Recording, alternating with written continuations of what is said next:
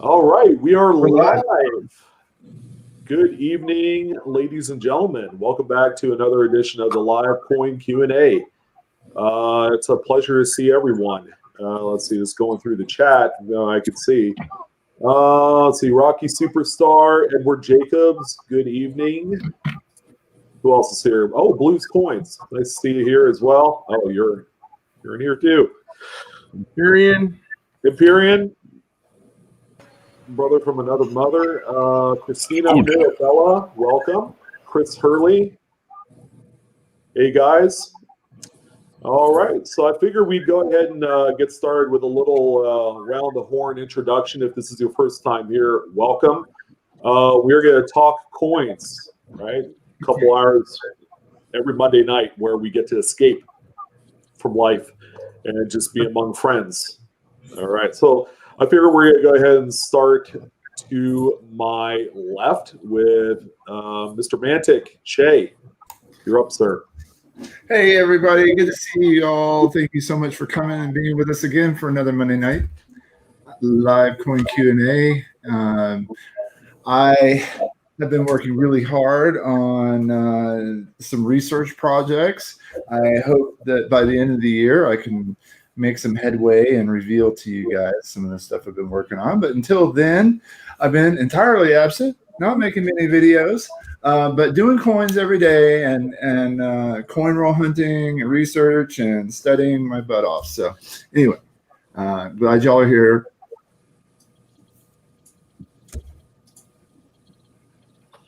We got a couple more stragglers coming on in.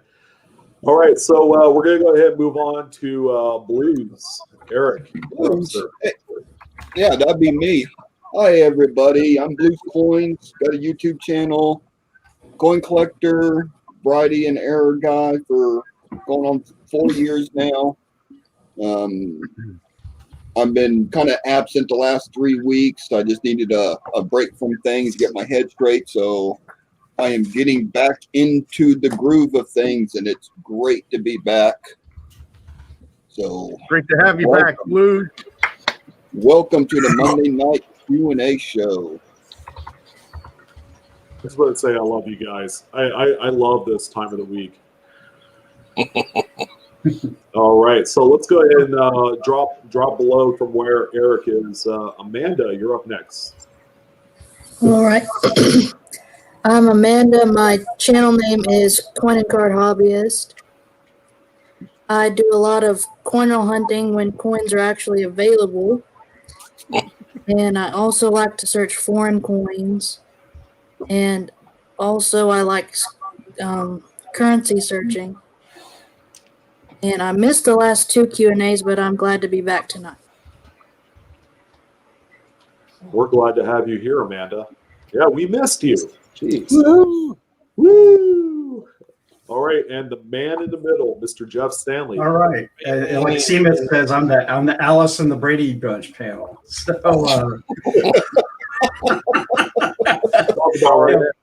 my name is Jeff Stanley, and I like coins. I'm an error and variety collector, more varieties than errors, but I dabble in errors. My big focuses right now are Jefferson nickels always, and I've been making a lot of headway in Indian head cents and walkers, bust halves, and of course Lincoln head cents. You know, I like it all. Been doing plenty of self-study and learning different things along the way, and I've certainly learned a lot more with this crew right here every single week. Look at this! Look at Chris and coins. What a show off! Don't mind me. I'm just getting my exercise in for the night. You're sitting there hoarding all the pennies. You.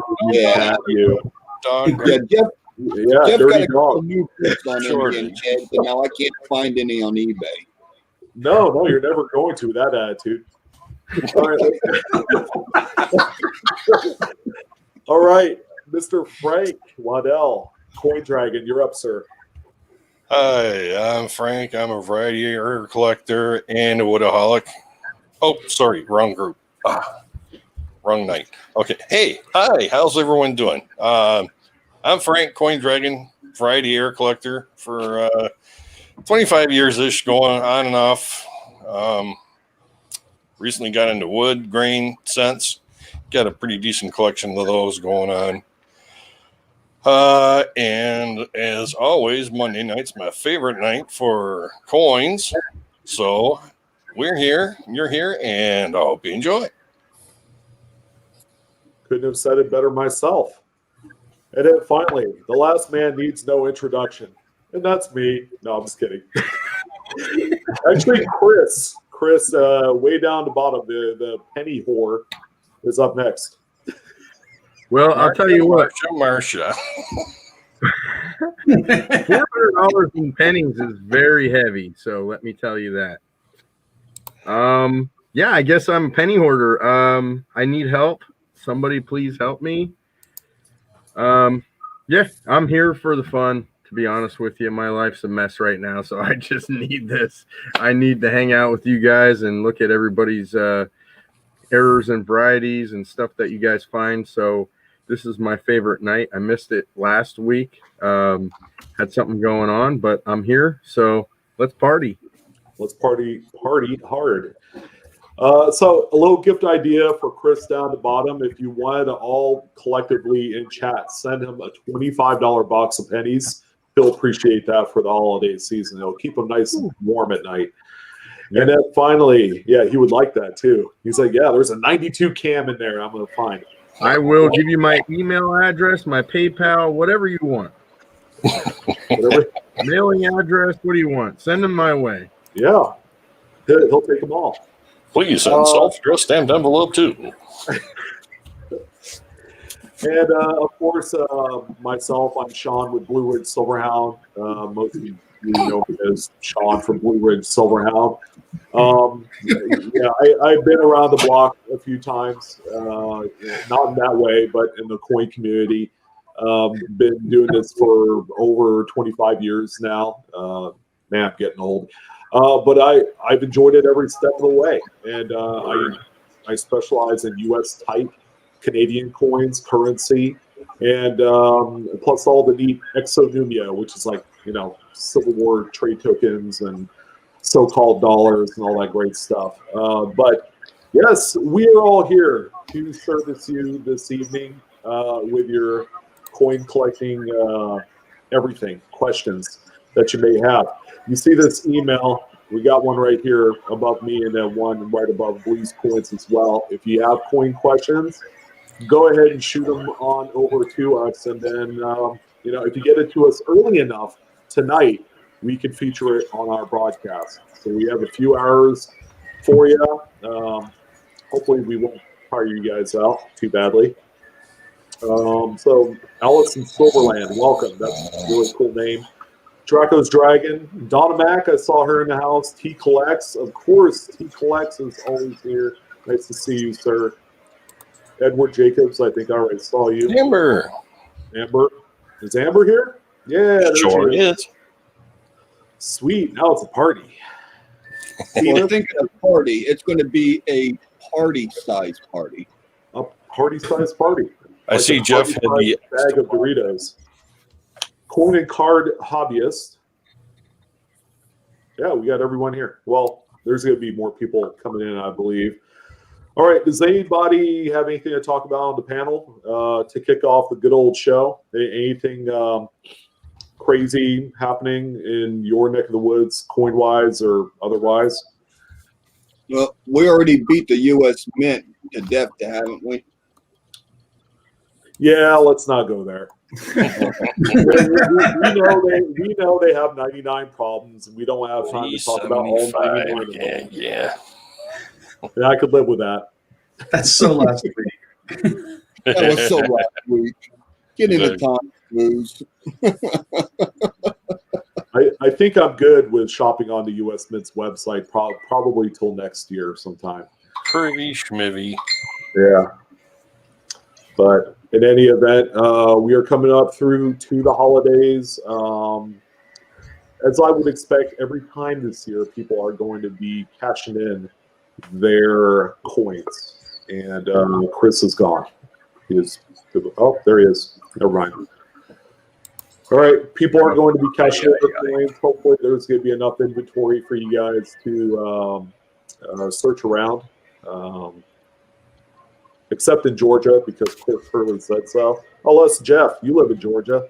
Are you I do. Shortage out there? I do. What'd you say about Georgia? No, Chris in chat says no coin shortage here in Georgia, so he's good to go. Now, Chris is in central Georgia. I'm going to have to try again. I've been shot down a little bit up until I quit trying about a month ago. But maybe they've picked up again. I know Chris is always finding stuff. Yeah. I know up in Oregon you can't get no coins from the banks either. I'm going to try again tomorrow around here. We have to go shopping and stuff too, and the pickings have been insanely slim around here. Like, they're reluctant to give you $1 in pennies. It's kind of interesting around here in Texas, Central Texas. I've got 2 boxes of $50 coming. I've got a couple of banks willing to make arrangements to take deliveries every week. Pennies, nickels, dimes, quarters, $50. Woohoo!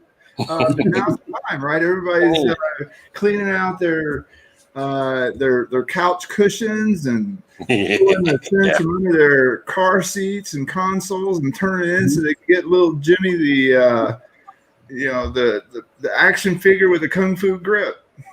All the change from the $12.36 checks you get for your birthday and stuff. Yeah, all those gift cards. Go buy something. You got to get the change. Exactly. $1.26 change. Coinstar, part of my gift card. You can always visit your barista and ask them to buy their change, their tip jar. They love that.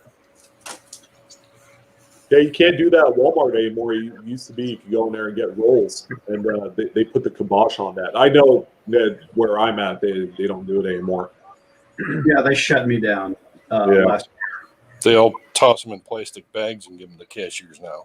Well, there's a bank in our Walmart, and I opened up an account with them, and they'll give me boxes. It's pretty cool. Oh, really? Mm-hmm. Oh, the new one. I'm thinking of the old one. No, it's in the old one. The old one has a Wood Forest Bank in it.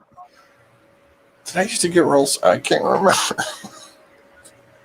I might have like tried to bake some rolls out of them before. And I stop in at the car wash and the laundromat and get a 20 here or there too. So there's change everywhere, baby. In Liberty Hill, I lived right across the street from a pay yourself car wash too. Literally across the street. I have to admit I've reduced myself to doing that a couple times, and I feel bad. What I do is I clean up the bay. Shame in it. But they're all slimy. Yeah, I clean up the bay. I pick up a little trash around. I figure that kind of covers the trouble it costs to go and pick up a roll or two. So I drive into the little thing and just get a swish of water and go into the air. And that way it looks like I've washed my car and If anybody's looking for bags of coins, I got some for sale, but I cannot confirm or deny that they've been searched already. Spoken like a true numismatist. Yep. Or the big bird. Never commit. They weren't searched by Eric, but they might have been searched by Blue's Coins.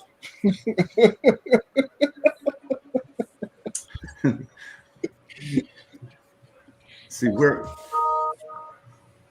Yeah, I have a business account through Chase, and they won't even give me a full box, even with a business account. They'll give me, I think, up to 5 rolls of each denomination, which I guess that's better than nothing.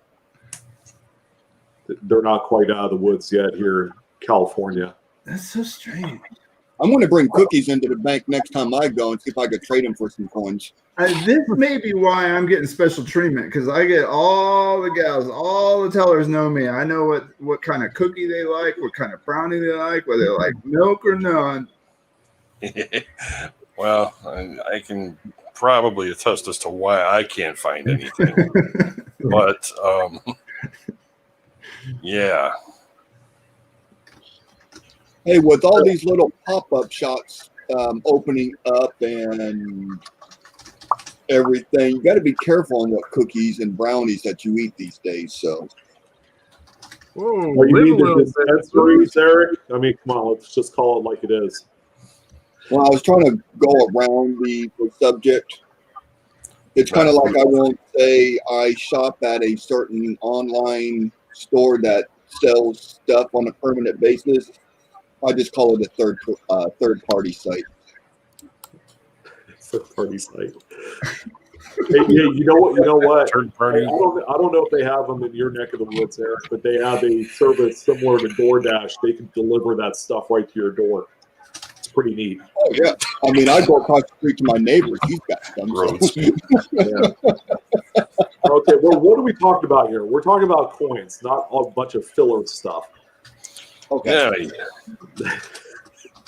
Eric is all about the fillers and additives. Or wait, no, maybe that's Chris.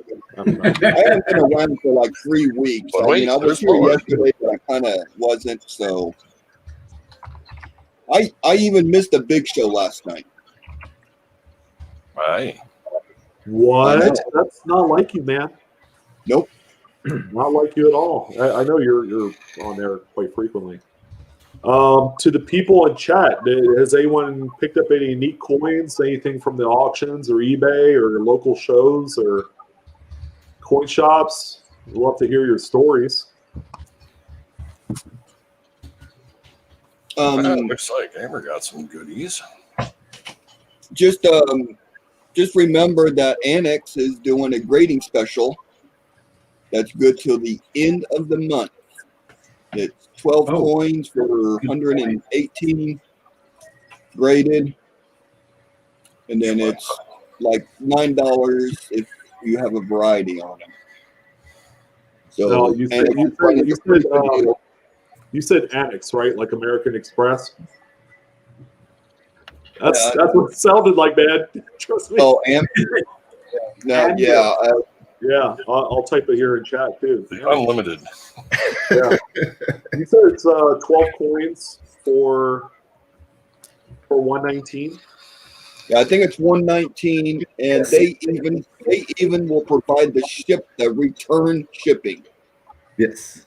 And I didn't realize that included the shipping. Oh. Yeah, and additional coins are $10 each, and if you tell them the variety, it's an additional $9 so that they can verify and then put it on the slab. And if you want them to do the research, you can pay them $12, I think, or $15.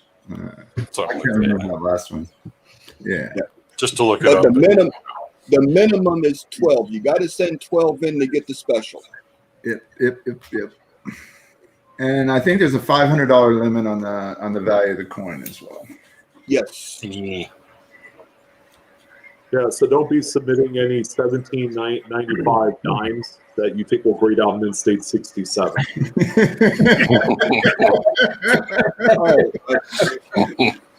That was pretty specific. That was awfully specific. Wasn't it, though? We were talking about it before we jumped on our show tonight. Great Collections has a $17.95 flowing hair dime that grades out PCGS Mint State 67. And I just offhandedly asked the panel, I'm like, hey, does anyone have a couple $100,000 that they can lend me? And I got no response. No. So, Crickets. yeah, nothing but crickets. No offers for a second mortgage or giving up their firstborn. I see how these guys. You trust who you trust. No soul selling. No. Yeah, right? Hey, we got a Welcome, first Silver timer. First timer. Silver Vikings. Man, You I found love us. that name. That's sweet. All right. Welcome. Hey. Let's see. Hey, Mr. Scott. Scott, where you at, man? Because I know you were trying to send us an email. Did you send it to the email address that you see above me or Shay or Eric?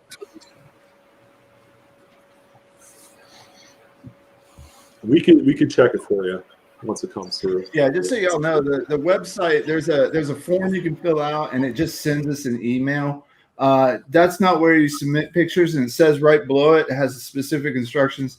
Basically, you send us an email at this email address, and you attach a image of the full front of your coin, the full reverse of your coin, and is up close of the areas that you have a question about, and then please also specify your question. Those will give you your best chances of getting our review.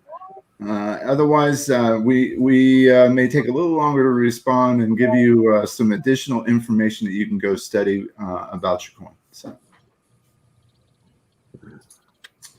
Hey Shay, you want to talk about the merchandise stuff? Oh yeah. So big shout out to Ida Herring and to Empyrean Label. So Empyrean Label designed our logo for us. It's cool. And Ida Herring embroidered these hats and shirts for us. Now, we also just love those shirts so much. We got some short sleeves and long sleeve t-shirts that we put up on the website for sale. They're there now. And you can go and buy them right there in the store. So you can use PayPal, credit cards, however you wish. We would love your support for the channel. And I personally tested the shirts. I put them through washes. I put them through wearing for several weeks. So I love how soft they are and high quality they are. So I hope you guys enjoy them too. And yeah, look forward to sending them your way. They're soft, and it reminded me of something. It's like I'm going to love you and pet you. And oh yeah. Well, I don't know about you guys, but you know, being at home, it's all about comfort for me. So I get my most comfortable shirt, my most comfortable pants. I'm warm. I got socks. I cozy up, and I search coins for 10 hours. Didn't even feel like I'm wearing anything with that shirt. I do have to agree with Shay, though. The shirts are great, comfortable, soft. It's not like that polyester where you just want to go through Walmart and just scratching yourself and people stay 10 feet away from you. So I've heard. Yeah. Hey, Eric likes the Sansabelt pants. The polyester. What sizes can we get the shirts in, Clay? And back to the chat. Yeah, I believe we have medium, large, and 2XL. Yeah, 2XL is the max, right, Shay? Yeah, 2XL is the max right now. If we have a strong demand, we can order some more soon. So we just wanted to test it out and verify that you guys were interested. So yeah, we've been selling some, so we certainly invite you to check out our wares. Yeah, I think quite a few people have picked one up. So I see what you did there. Yeah. All right, real quick, Amber picked up some RPMs through some dealer stock, some EU rolls, I suppose. That's cool. That's awesome. Well, what Amber's talking about, she bought 336 rolls, you said, Amber, and at a Jacksonville coin show. And right here's part of it. I bought some from her. And I can tell you, I went through these rolls already, some 63Ds, 61Ds, and they are full of RPMs. I didn't even pull them out. They're all minor ones, so I left them in there. So keep that in mind because they will be for sale. But I'm not pulling the minor ones anymore. I'd rather just keep the roll, somewhat original. But that's nice. That's phenomenal. Jeez, that's cool. They had nice virgin rolls, huh? And you think dealers go through everything, right? A lot of dealers don't care about RPMs that much. Nope. Especially in those 1960s and up BU rolls, they just don't give a care. No. Which is fine for us. It's more for us, right? Hey, Tammy, definitely recommend not cleaning your coins. You can leave the gunk on there, and people like us will definitely still appreciate the coin. Let a professional do that, or let the coin, whoever buys the coin, take care of that. That way, you can keep the coin and preserved as much as you can the way it is. So don't do any additional damage to it. Because even if you clean it, you'll still see where you cleaned it. And so the coin loses a lot of value. A lot of value. So it's best just to leave them alone. Yep. Can't always preach that you're washing away the value of the coin. Yeah. Don't touch it. Don't touch it. Don't touch it. Yeah. Dang, Larry. A mid-sewn bag of 73 Ds, huh? That's not something you see every day. Oh my goodness. That's like, where you have the possibility of finding the really cool errors, Yeah. die caps or all kinds of neat stuff you can find in the bag. So good luck there, Larry. And I think someone had asked, where are people finding, these strange errors like the die caps and, the bonded scents and all that stuff? It's right in those mid bags, the original ones. That's where you get to be your best and only shot at any of that weird stuff. Yep. Well, but find clips, the struck through dies, struck through die caps, Off centers.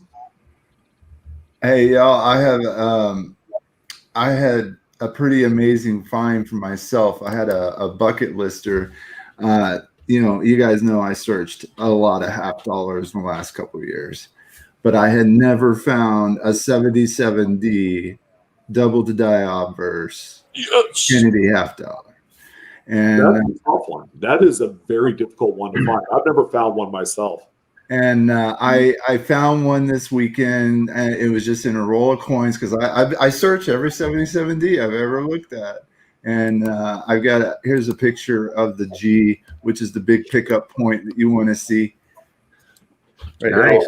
I'll get a close up in there for you. Nice notch. Isn't that a nice notch? Blitzky. That's a nice notch. Now this is a well-worn example, but that's a key pickup point you guys want to look at. Rawr, rawr. That G's got teeth. Yeah. Is that the strongest doubling on that coin, Shay? That is, yeah. On the G and God? Yeah, the other place that's okay is on the R and Trust, but it wears down, so it's hard to see. But congratulations! Thank you. Good one, Frank. Yeah, that's a tough one. Yeah, nice coin, Shay. Great find. Somebody told me they find them all the time, and I was like, I don't know if I believe. Yeah, I don't think so. Yeah, no, you don't. Well, if I'm not mistaken, the 77D is the most scarce double die to find out of the 70s Kennedys in general. Yeah. Yeah. Hey, Shay. So that certainly has been. Congratulations.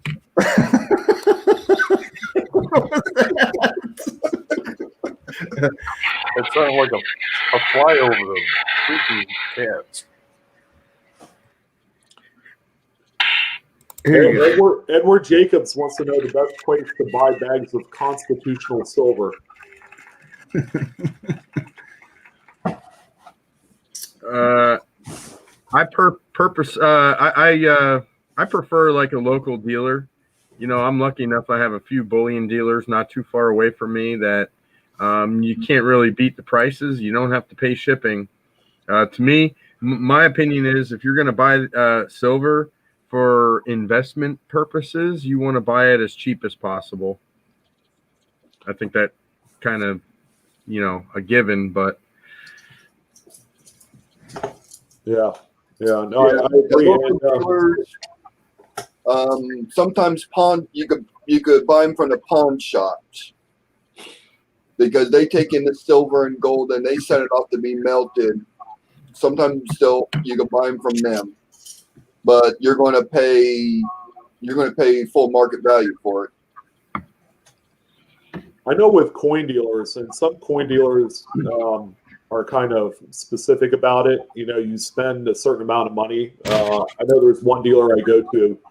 If I spent $1,500 on bullion, they won't charge tax. But that only applies to states that actually charge a sales tax. Some coin shops will actually forego that. If and only if No tax for bullion sales in Texas, but don't move here. Yeah, baby. Go to Texas for your constitutional film. Yeah, I have become a regular visitor to a particular gentleman in our town in Austin that does gold, cash for gold guy. You got to be careful in a lot of these places, but he and I have some conversations, and what I'll do is I'll go in there and I'll check through some of his inventory and identify things for him, right? And in turn, he gives me a great deal on bulk silver. So I can go and, if I want rolls of this or that, he'll give them to me in spot. And I'm very happy with that, right? Anytime I can help him out, he makes a few $100 on a nice Franklin or Walker that he's got. That's a special variety, and then yeah. And Shay put it the head on the nail right there. Build a relationship with these people. If you're a regular customer and you're in your shop and you're sharing information and getting it, and you're buying stuff, they're going to start giving you deals on stuff because you're a regular. You built that relationship with them. So don't get like a coin dealer like I did, and I'm not allowed in the shop no more.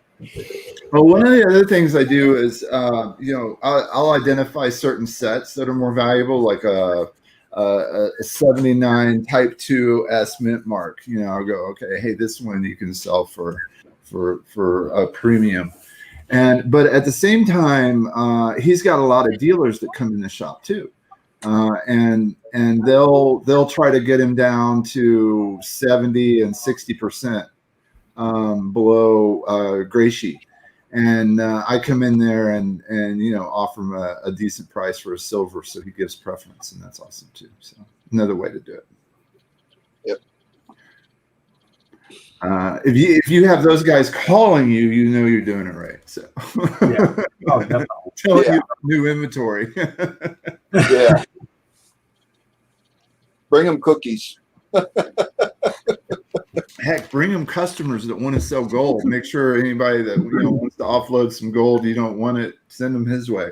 They melt that stuff down and send in bricks. It's kind of interesting. All right, we ready to talk some coinage? Dive in. Let's dig right in. All right. I guess Shay has the first whatever, right? I think Amanda, if she's ready, she could go. She's picked up the first few. If not, I do have one ready. That's fine. I think I have 6 ready. Awesome. All right. I'll go ahead and throw it down your way, Amanda. So let me go ahead and enlarge. Right. And I've got a couple here.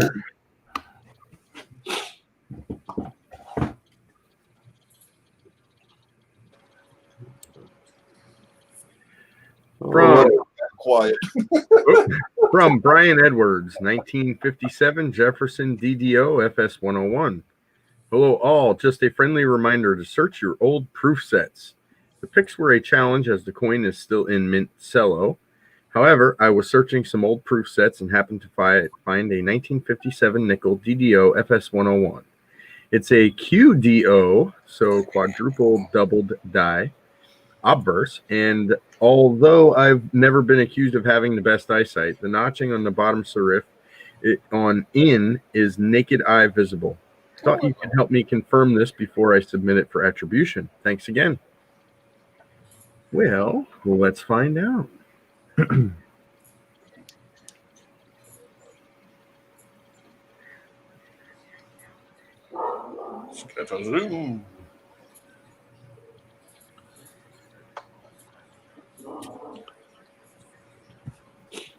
Holy! Oh wow!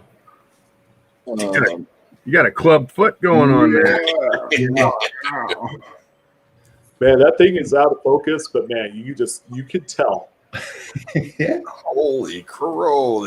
You can just about see all 4 of them. I used to say that all the time too. I go back through my old stuff constantly. So we got a Yeah, little class, what a beauty.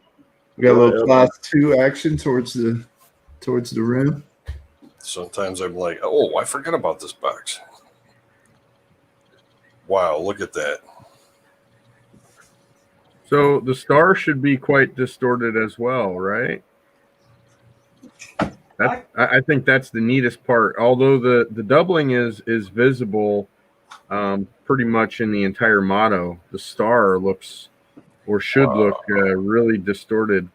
Look at that R. Now, is this a regular DDO or is this a triple diopters? It's a quad. Oh, quad. Okay, Yeah. that explains it. Holy crap, look at the date. Hey, Mr. Stanley, there you go. Yeah. Yeah, man.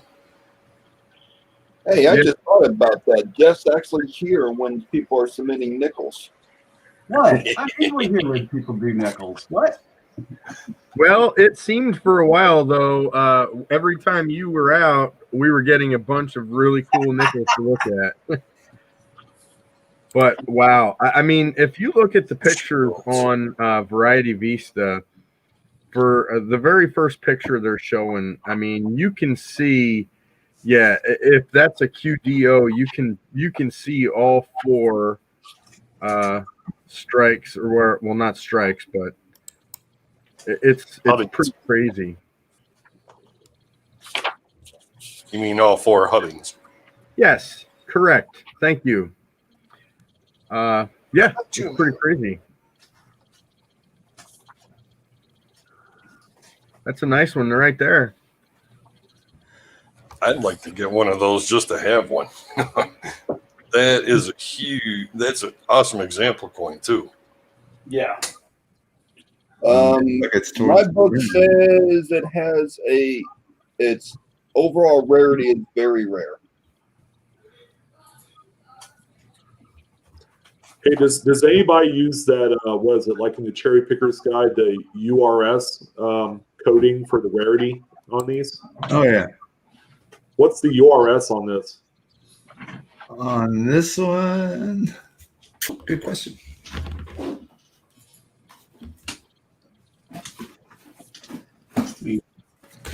Let me get that.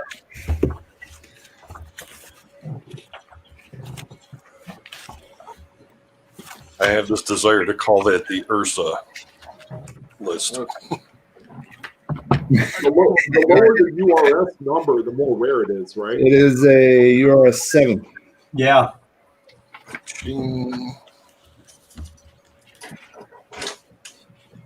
Very nice.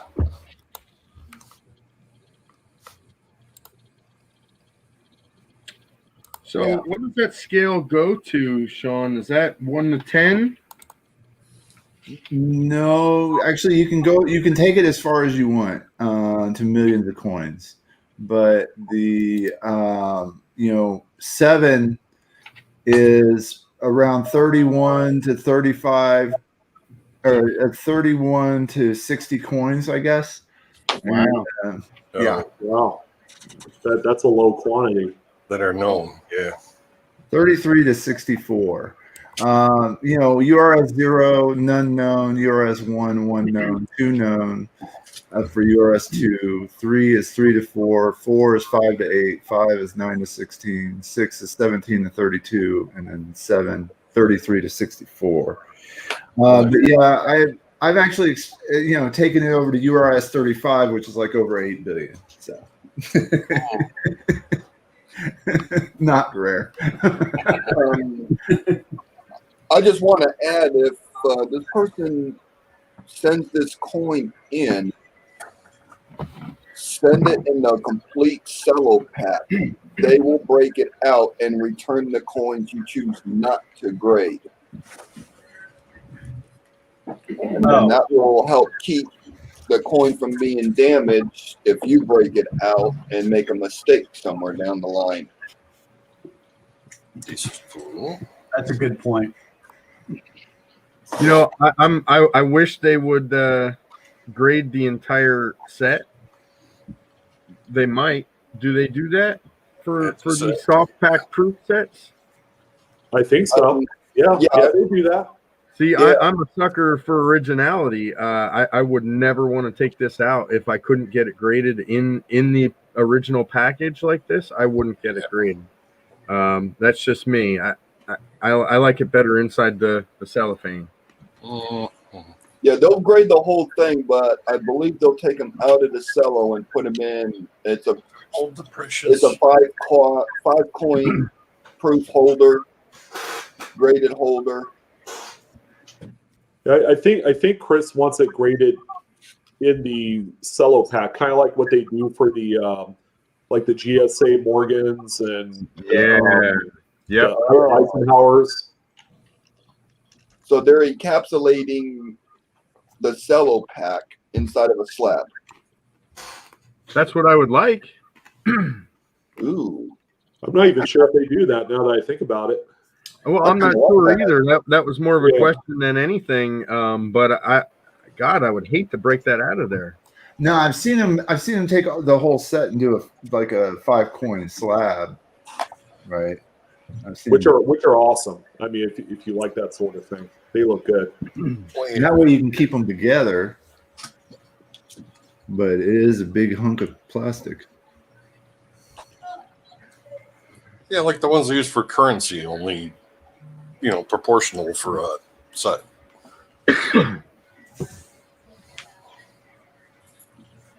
Yeah, that's a sweet coin. What a great find. Yeah.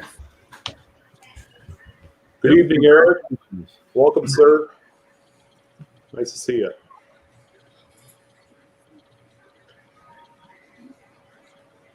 I found a variety in an Ike that I had in my collection for, 20 years or so. Sweet. I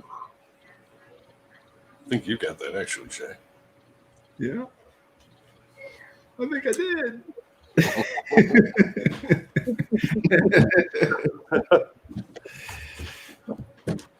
All right, from T Collects, 1923 Lincoln Penny with off-center, obverse, and reverse. Hi, team. Here's a really cool off-center strike on this 1923 Lincoln cent. Please advise how this occurs and rarity. Thank you for your efforts every day. Thank you, T Collects. Yes, no, thank you.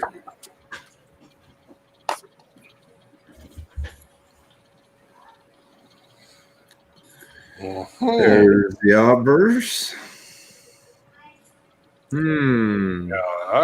Uh-huh. I know what we got here. I think I know what we got here too. And reverse. Bounce, chicka, bounce, wow. Yeah, I think this is. Hey, Paula, don't give away any of the secrets yet. Thanks, Paula. Thank you. How dare you? Wow, she just picked me first. She ran to the front of the line. Ooh, pick me.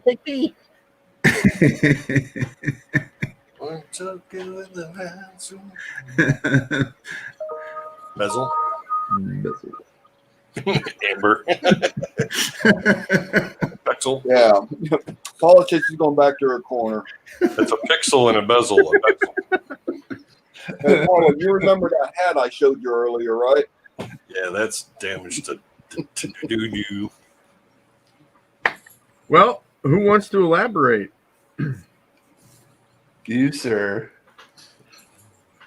Go for it. Well, okay, so here's what we got here, folks. Paula got it. Of course she did, because she is a natural.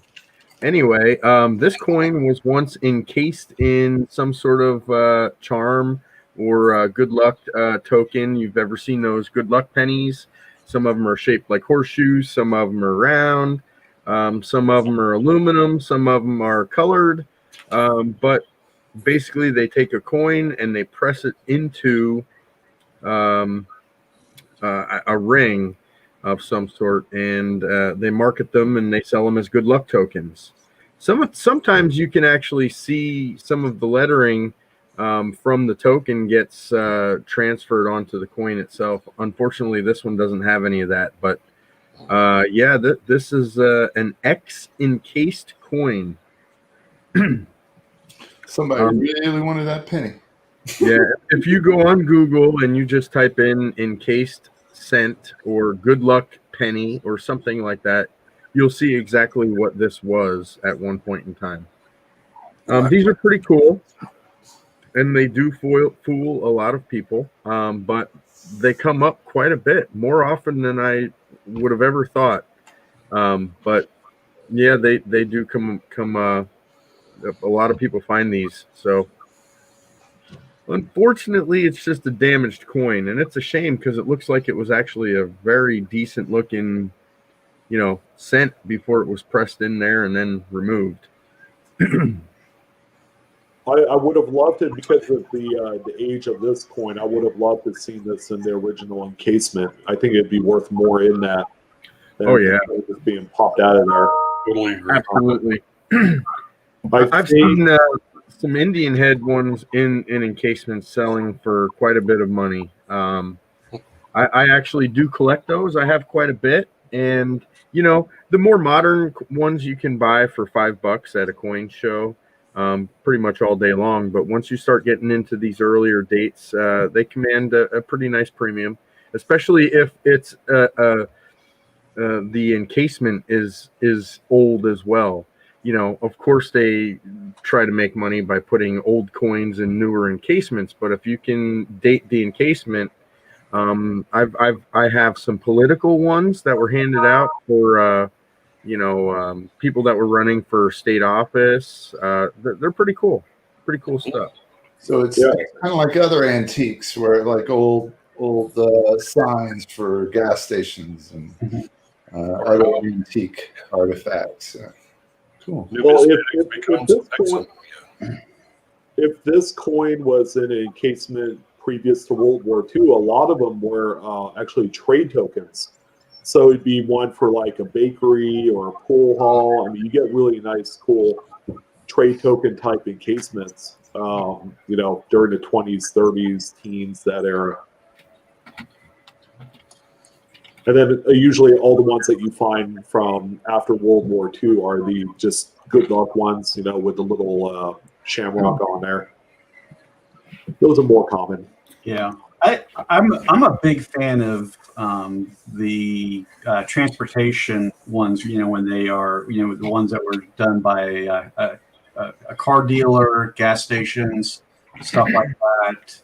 That's kind of a subset of some of the other stuff that I collect. So when I see that stuff and I can cross over two hobbies into one, that's a win for me. I love those things. I think I had one of those when I was like 10. Those lucky cents. Yeah. Wonder whatever happened to it. Still sitting in the sock drawer somewhere.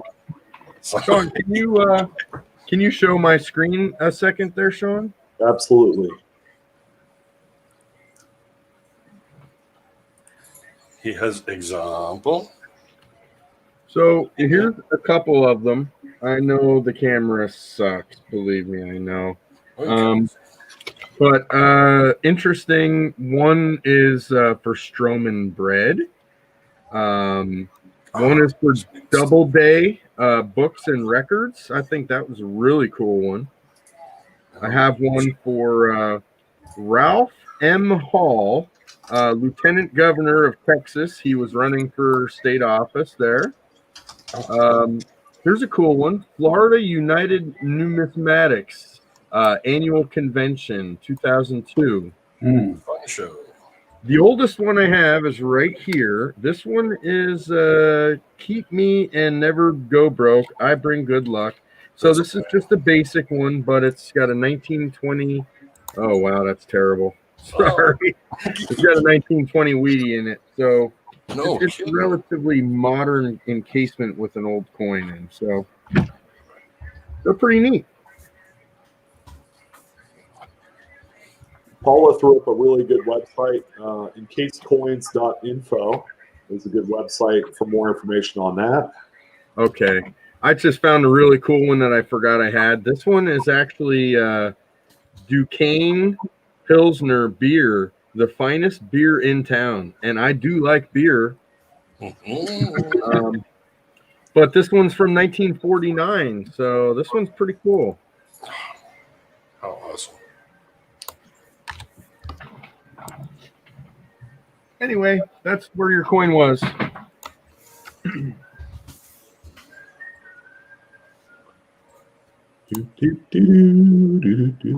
Somebody popped it out of one of those things. Hey, I'll sell it on eBay's in here.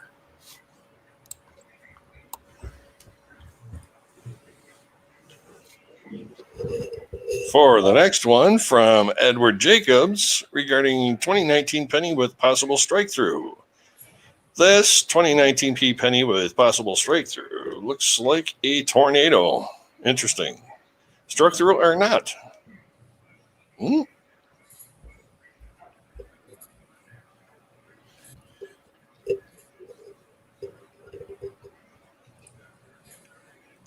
Let's see. Up top on like 11 o'clock, I'm guessing. Oh, Yes, that's what he's talking about. I got it. Yeah. Looks like it struck through to me. Probably, since, well, there's not much in the area on the reverse. But, oh, yeah. So here's how we can diagnose this one. It's a copper-plated Lincoln. So unless it was a direct straight hit, it would definitely expose zinc. Being that we eliminate like a scrape or a scratch, and it has to be a direct hit, that's pretty deep crevice. So then directly opposite that, on the other side of the coin, there would be some sort of bulge. And I didn't see that on the reverse picture. So that tells me this is a nice little struck through. And you don't see any displacement on the sides, like a rough edge to the anomaly. No, that's another good point. No furrows. You know, it's nice and smooth on the basin part of it. You'd think that rim would be all over the place if it got smacked. Yeah, exactly. Right there. Good point.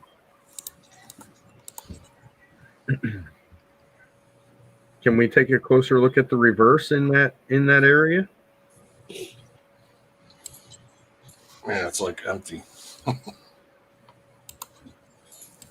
Yeah, it's just flat field in that area, so Under the we shield. could see something.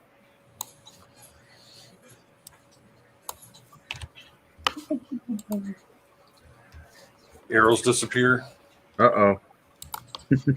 I think I've used that program before. There we go. Oh, no, that's not the one. Yeah, so that would be down there below the shield on the left-hand side, and I see no disturbance whatsoever. Very cool.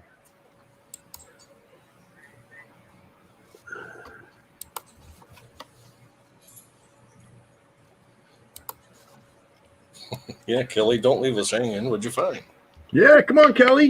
What'd you get? What'd you get? What'd you get? I hope you found a 1955 double die. Oh, Who's there? Like that, and somebody is going to find one. a 1959 mule. That'd be cool. From T Collects, 1969D, Lincoln Cent with major greased obverse and floating roof on reverse. Here is a very interesting die error. Please let us know what's going on here. Greasing, deterioration, or both. Please teach us about this error. Thank you. Thank you much.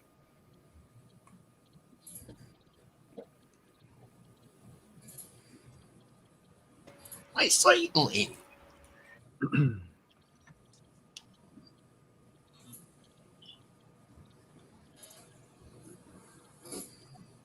Ooh. Ooh. Oh, Okay. E bit. I'm intrigued. When Chris says that, it's a good thing. Really interesting. Is it a floating roof?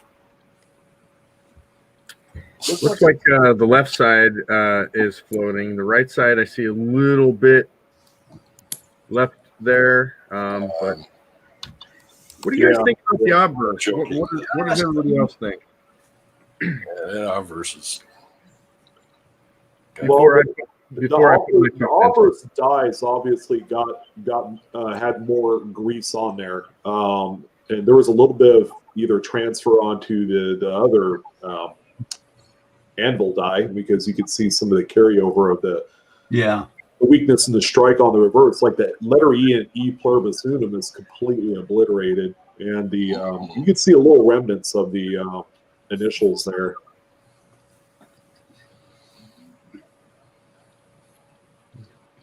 And You've got a full pretty much round. That's a pretty extreme. You know, that's one of the more extreme greasers that you'll see. When I come across them like this, I definitely keep them. I think they're really cool. Although a grease-filled die is a relatively common error, one to this extreme is not so common. But yeah, that's cool factor of at least 10. Yeah. I would snap that up too. Yeah. When you have entire parts of the motto or legend or whatever removed that do not come through like that, as if they didn't exist, that's a lot.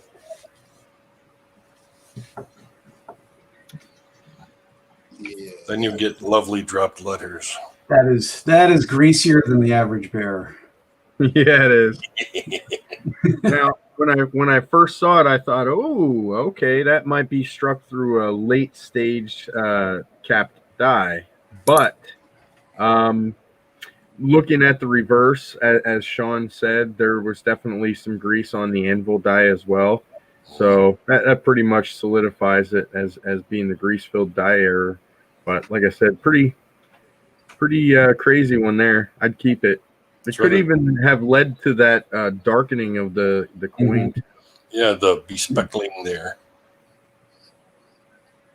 It's bespeckled. Oh, it's on a Denver too. Yeah. Oh, there is a B there, isn't there? Yeah.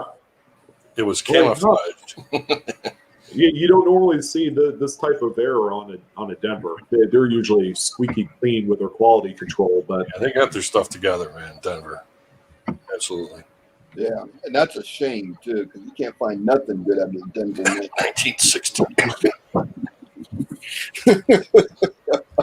Yeah, I said it.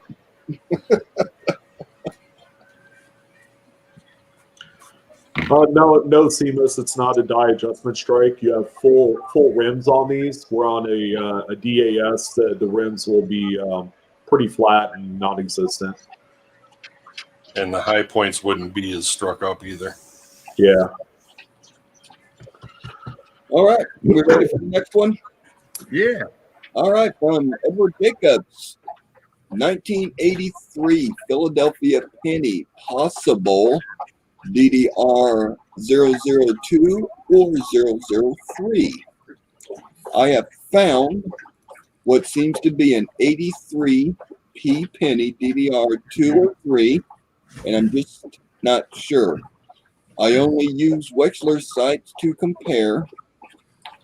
It does have the die breaks on each side of the memorial, some lettering in E Plumus Unum, OSOA, and the 1 cent. Intriguing. I've looked at so many 83 pennies over the years. Well, I own a couple, so I'll be able to pick it out. I'm pulling up Wechsler's right now, so we'll be able to compare. Oh, boy. Well, the good thing is this is a very late die stage. It's got lots of die scratches on it, and if it is a double die, we should be able to match those up. Plating issues. Oh, yeah, there's some plating issues there, too. Big thing. Yeah, you have to look at United for the pickup point. Or, So, double die number 2 is, let's see. Nope. Extra thickness and some separation lines show on cent, the designer's initials, and the lower right part of the memorial, and some letters in America. Very faint doubling. The strongest doubling is going to be on United on this one, so that should be a pretty quick. Let's see. Well, that would be number 3. Number 3 has strong doubling on United. Those cracks happen on every other, like. Yeah, that crack actually does not match number 2, so that'll actually eliminate number 2, and no mention of that crack on 3 either. Crickety crick. I'm seeing a lot of dye deterioration. I have a number 1, so it's definitely not number 1. I don't have the number 2 reverse. Yeah, I'm on a variety Vista looking at 002. I did just get a 95 dye number 2 double diopter stuff.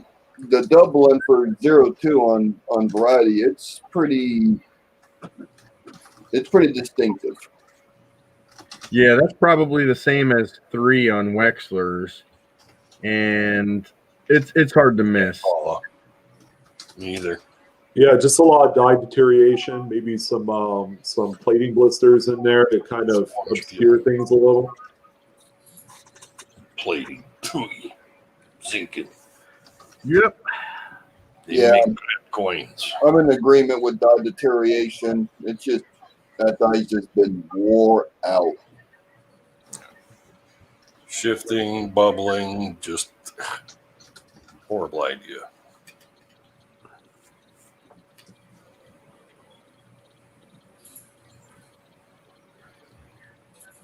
Okay, this one's from Carl Bursa, 1970 and 82 penny errors. Hey guys, I have a 1970 penny that I got in a roll hunt a while back and wanted to get your feedback on what happened here. I also have a 1982 with the same error. Take a look and let me know what you think. Thanks. Well, thanks for sending them in for us, Carl. Hopefully it's something good.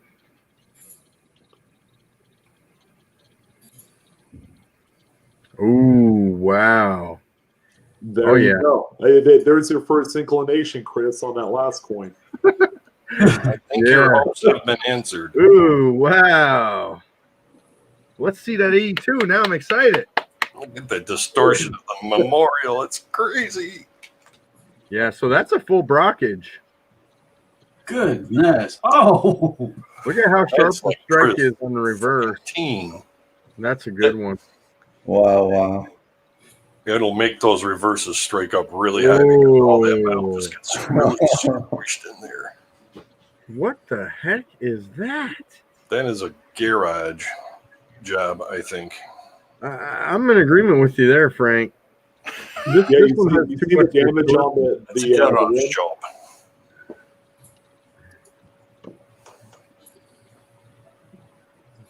What's the reverse of that one look like? Oh, wow. Oh, boy. But okay. I'm not seeing any distortion. I'm not seeing any distortion either, Frank. Can we see that obverse again, please? Alt back arrow. Okay. Wow. So, boy, this one looks like it may be a brockage with counterclash. That's pretty crazy. Let me do the error. Could be insane if it was that. Struck through die cap? Well, yeah, and the brockage is struck through a die cap, but on a brockage you can still see, the image of the reverse. So, yeah, to me, the coin, the 82, looks like a full brockage. Amber nailed it. I was just thinking the same thing when part damage. But yeah, unless it's just like a really, really late cap. Well, if you look at, obviously the bottom left of the coin has some damage on it, but if you go to error ref and just type in brockage, and it'll show an example of an Indian head cent with a full brockage on it. I think that's what this is. That's pretty drastic. I've never seen anything like that detailed before, though. That's what's amazing me. Well, what's really amazing is we're seeing the image of the reverse, which is indented on the obverse, and we still see the obverse. So this has to be struck through something. Maybe struck through a brockage. Oh boy, this is a good one. A complex one. I love the fact that Yeah, it would have to be so flat. the person that owns the coin, sorry, I forgot the name already, knew enough not to take the gunk off of it. There you go, right there. Perfect example of what you were saying.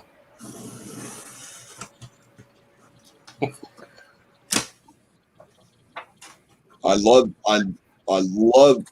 seeing it with that gunk on it. Then you kind of know it's not been messed with for cleaning or picked at. And Okay, I think I figured out what we have here. I think we have a clashed cap strike. okay, that's new terminology to me. Okay, so It's essentially a cover clash. and then it struck the anvil, and then that struck another coin. The very first coin struck of a clash. Something to that effect. This is a pretty complicated error, for sure. Sounds like it. So Actually, like a cover clash. A clash what? a clashed cap strike. Yeah. Like if the die cap itself, which is essentially Okay, comes so- die, clashes. I will put a link to an article in the private chat. It's a Coin World article, guys. Check it out or share it in the chat. So here is an 82 actually on the Coin World article. Struck through an obverse die cap, a previously struck coin adhering to and blocking the face of the die. It carries a sharp but incomplete mirror image version of the reverse design on the obverse face. Amber. Yeah. Check it out. I get it. I understand the process now. Yeah. I'm telling you, this 82 that is the example on the Coin World article is very, very, very similar.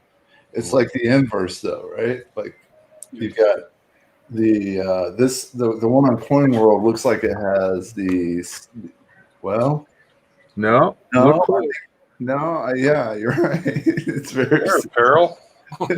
Carol The just one on Coin World is just a little bit cleaner and sharper of an image. wow. Error Rift has a write up on these too, and I posted a link in the chat. Oh wow. Carol Bursa just joined in chat. He's like, "That's my coin." Yeah. Yep, it is Carl. And hey, Carl, someone share that link to the group chat, please. I can't. I'm incapable of doing so. But I think. Oh, thanks, Paula. Carl, check out that link that Paula just shared, and you're going to be surprised to find that your coin, not your exact coin, but a very similar one, was written about in Coin World. So pretty cool error there. Yeah, that. What a great find.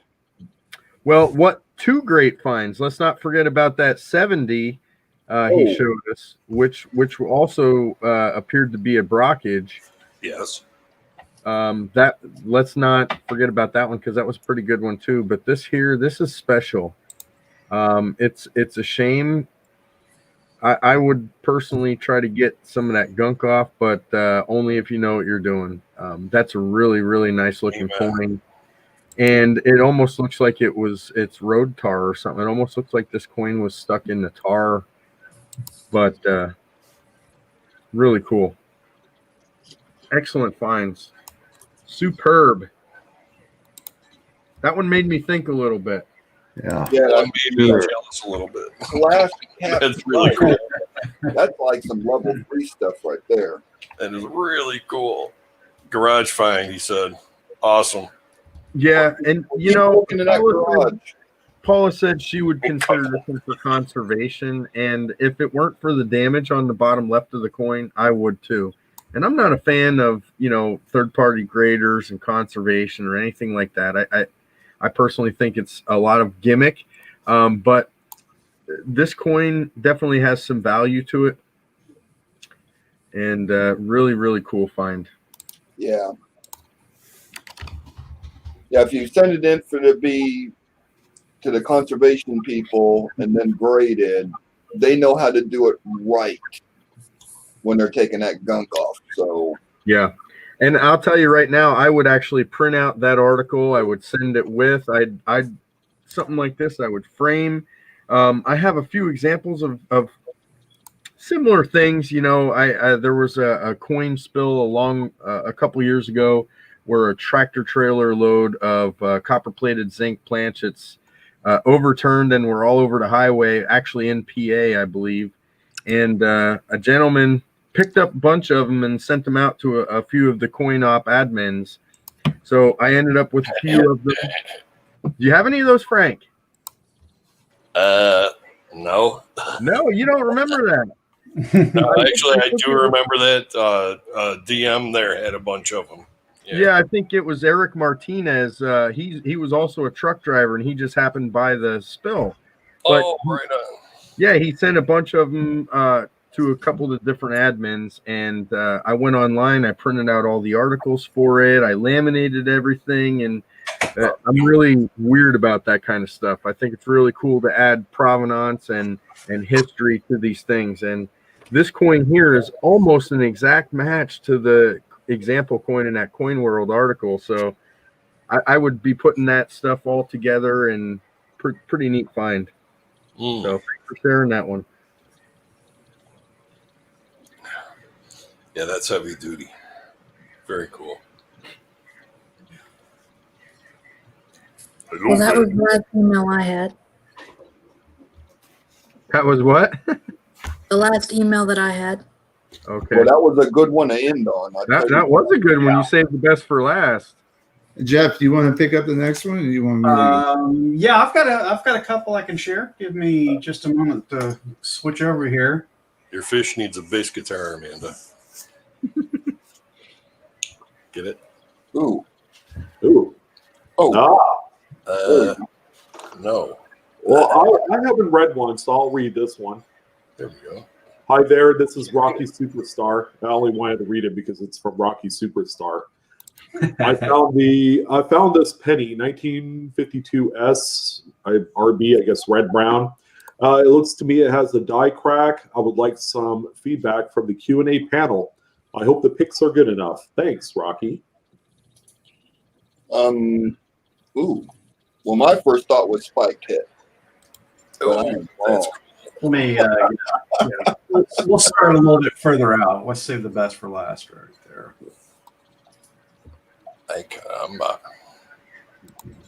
Nice.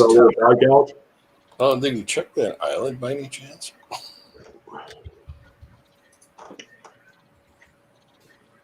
So I think that's a die marker. Ooh, that's interesting. Something's jogging my memory. Well, I know there's a 55S like that. Maybe that's what I'm thinking. Oh, here's a little closer. I got some more. Look at that. Uh-oh. Chained. Cool.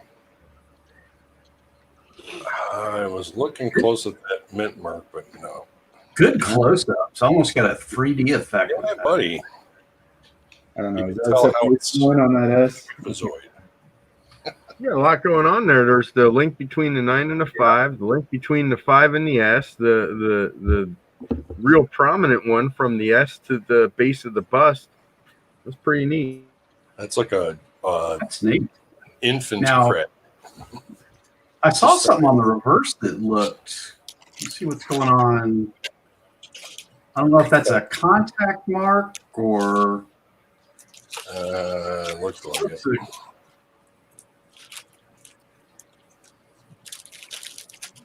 Oh, that sucks.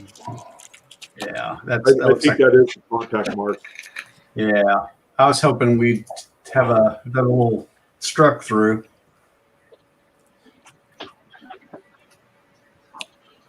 Give us back the eye. Hey, Dave's not here, man. Sorry, back to the chat. Sorry, you're muted, Chris. Dave's not here, man. Okay, so we've got a cool little chain die crack there. It makes like a 7. Like a 7. Should be on the tree. Eyewitness moves. Okay. Ready for the next one? Does anything I only had 2. Nothing goes to the rim on that? It's hard to tell. It looks like something right there. I didn't know. I thought we were. Oh, sorry. Yeah, I don't. Okay, I don't see anything on the rim. It's possible. Yeah.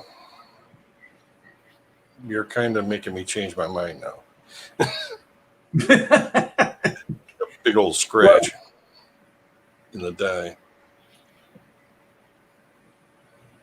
Not a crack, starting. Oh, I see. Yeah, I agree too. I think it's a die scratch. As a matter of fact, I think I have a coin exactly like this. Cool. Yeah, if I saw something like that, I'd grab it too. Yeah. So, again, cool factor, Although mine's not as nice as this one. I think mine might be like a AU brown or somewhere around there. Mm-hmm. Oh. Just nice enough where you can see that scratch. Shastina, I like that name. That's cool. I just like the toning on it. I've come to really appreciate 40s and 50s Lincoln Cents and nice tone colors like that. Giving up on your nickels, huh, Jeff? No. We'll never give up on that. Okay. He's gone to the dark side. All right. Hi, team. Hope all is well and safe. My daughter works on a register at her job and brought this home to me today. Very nice luster, and when looking at it closer, it seems that there could be some type of doubling on the B in Liberty. Please advise and thank you. Well, This is T. Logan, by the way. I did not get the name on here. I did a poor job of cutting and pasting. So that's on me.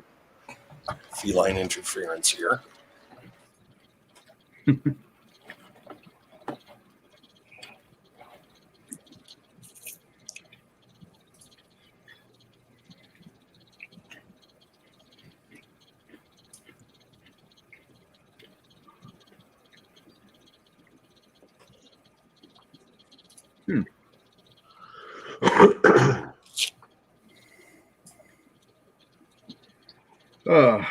One of two things. It looks like it's indented, so it almost looks like it's a very slight hit on the edge, like the corner was taken out. And yep, you could see just a little bit of the buildup about where if it took a hit, that's what you would see.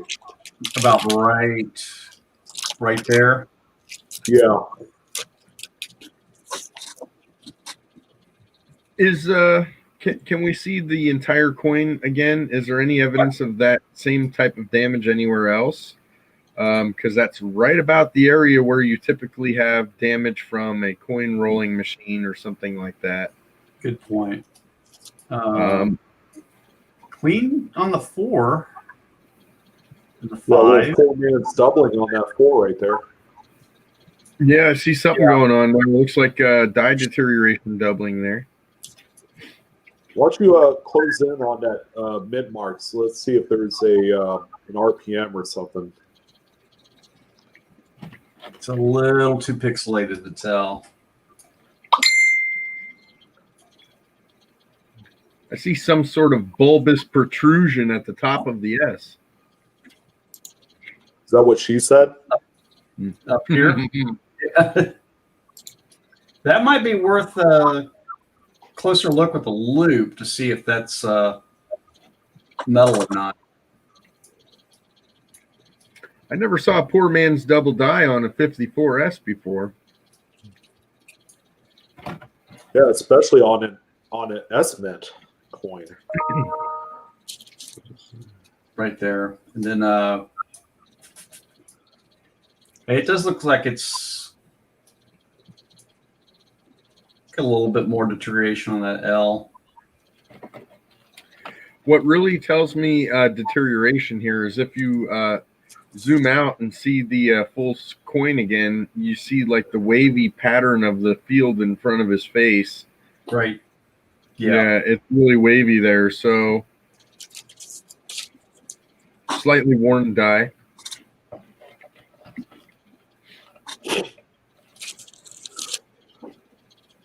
Hey, Bill, the pixelation is probably as a result of the original camera settings. So if you don't set it up at a higher resolution, then when you blow it up on our end, it'll come out a little pixelated.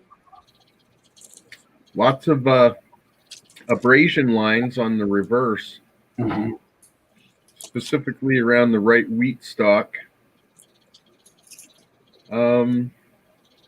Is that machine doubling at the bottom of the left wheat stalk, or is that a double dye? That's Looks like MD. It's flat and step-like. Yeah. It looks like it kind of eats into what the original size of the design would be. And that You can see it on a few letters of United and the O and of, F. Top of the C, top left of the C and the E.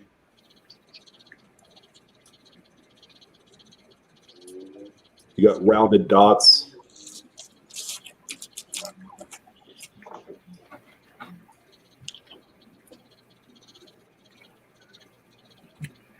So looks like a normal coin to me. Yeah, normal coin, but hit on the B. And I think that mint mark is worth a look. It's just an extra look through the through a loop, just to make sure that we don't have an RPM of sorts.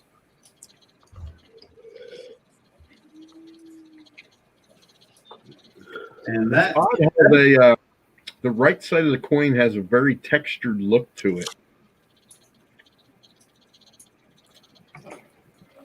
In about here. Yeah, even down below the date onto the bust, onto his vest there. Almost looks like the dye was either, corroded or rusted or something. It has a weird textured look to it.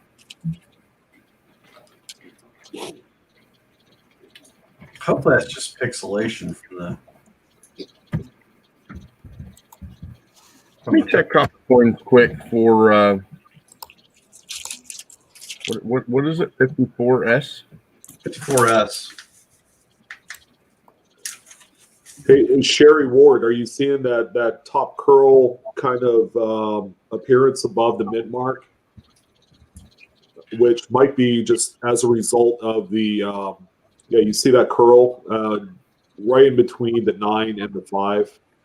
That looks like it could be the top of an S. Yeah, I'm checking copper coins right now to see if there's anything that remotely resembles that. And I'm going to say no. There are 20 listed, 20 RPMs listed on copper coins, and none of them have a bulbous protrusion at the top of the S.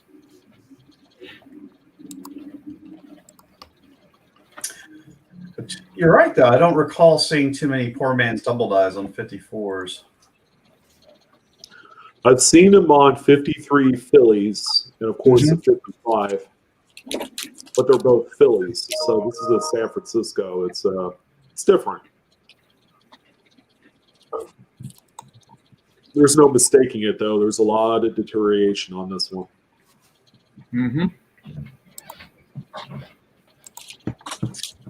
Okay. Shay, I was only able to get 2. So are you ready? Or I am almost. I just need to get one more little thing, one more little detail, and I will be ready.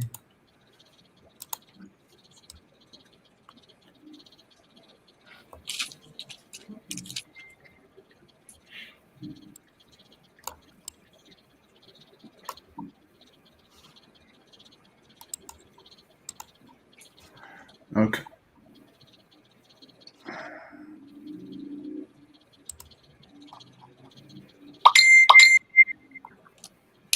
There we go.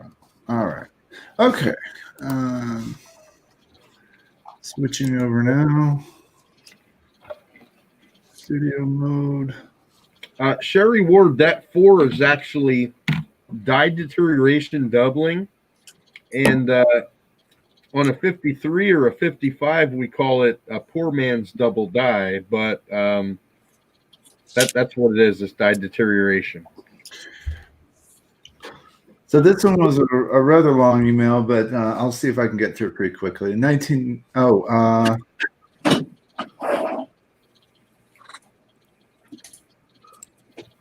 we go. Almost messed it up there. Didn't give the name.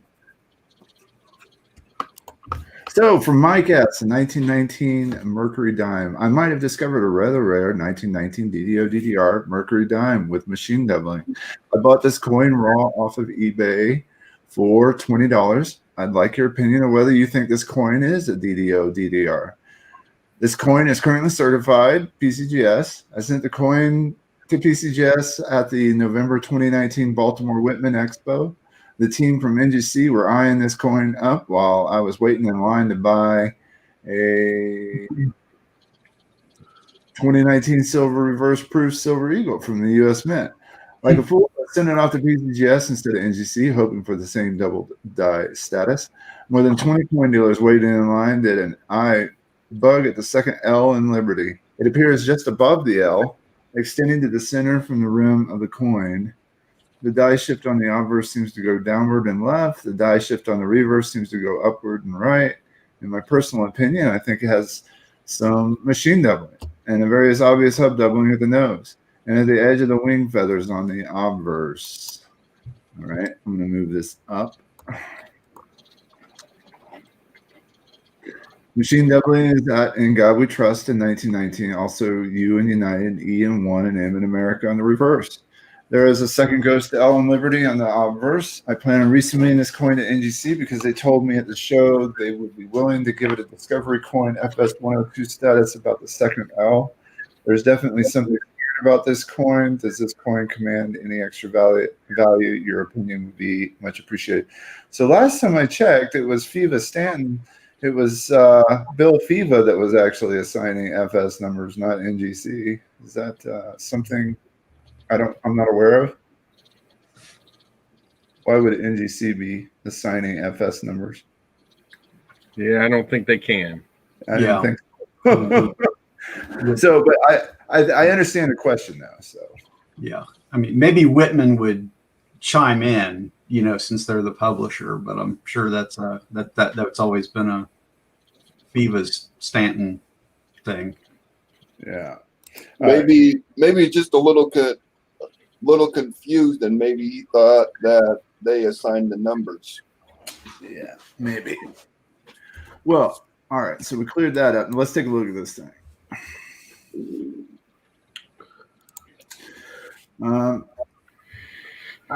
His main focus point was on this L. So I'm going to see how far I can get in there.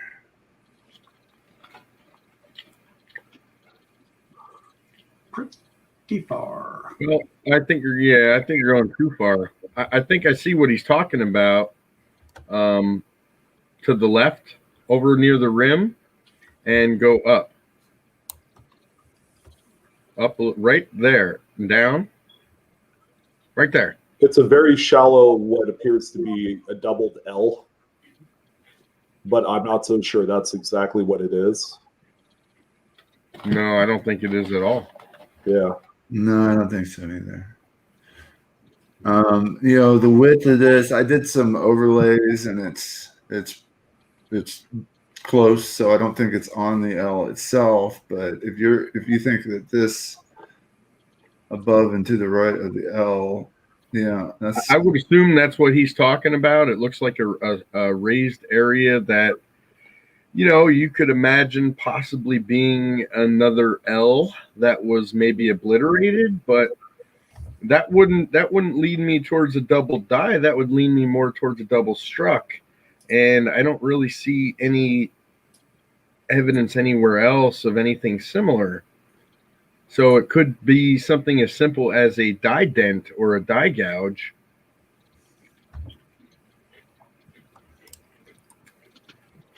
Or it's not raised at all, and the dark area right above it is actually indented, making it appear raised.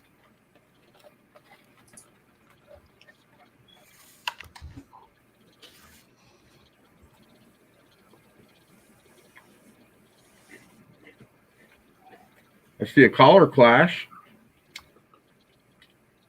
starting at the E in States and going down to the N in United. There's a collar clash along the outer edge, outer perimeter of the coin.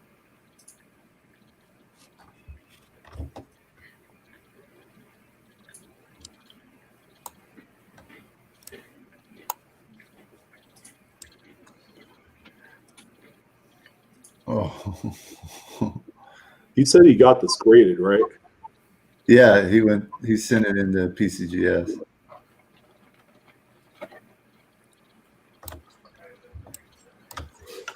Oh, sorry, I was just adding Frank back in there.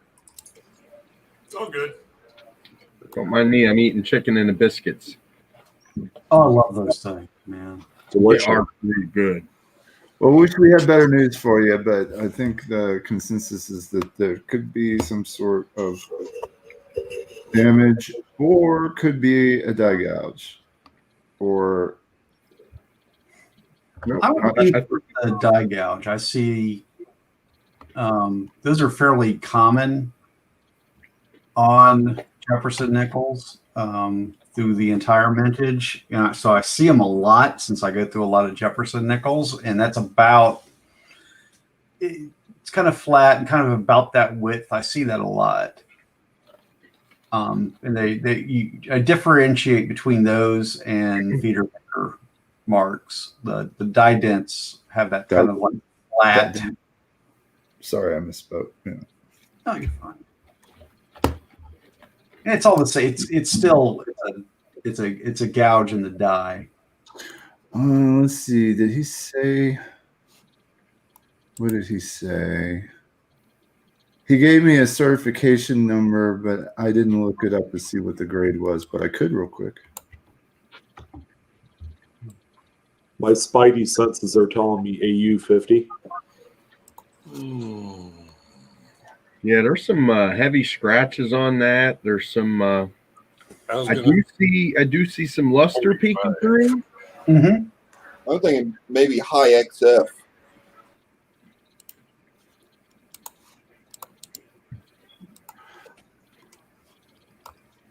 Survey says AU 55. Wow, 55. Ding, ding, ding, ding. that's a Sean gets it. Oh, I don't get nothing. I didn't get it. But I tell you what, I'm going to send all my circulated Mercs to PCGS just so I can get them all back. Yeah, I think they were very generous with that one. Yeah, I think so too. That's right, Mike. You got the bonus ball. You got a little collar clash action on there. Yeah, try not to get too hung up on what you think might be doubling on there, because you don't see it on anything else on the coin. Which I would say we're probably looking at maybe a die gouge or something to that effect. A very shallow one at that. Maybe the presence of the luster. And it was just in a very specific place on the coin that will throw off a lot of people. You're not the first one. Don't worry about it. But that's why we're here.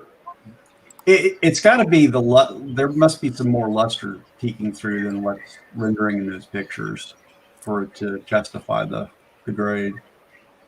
Yeah, there's just a tiny bit of rub on the top, but yeah, I mean, luster is always the hardest thing to capture, and those I fight it all the time. Totally is. So Shastina said the mint marks of the W back then look strange to me, like they're crossed in the center.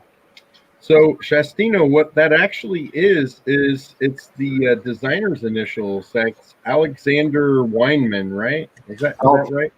Adolf Weinman, that's right. So it's actually an A and the W together. That one looks like an anarchy symbol. I wasn't going to talk about the elephant in the room with the W on the coin. And you're not the first, and you will definitely not be the last. That has tricked a lot of people, a lot of new folks, especially after the West Point people that have joined the hobby in the last couple of years with the West Point quarters being so hot.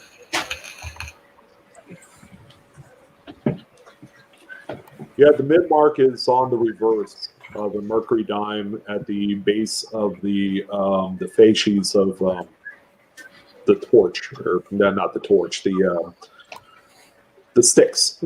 And so it's right there under the olive sprig.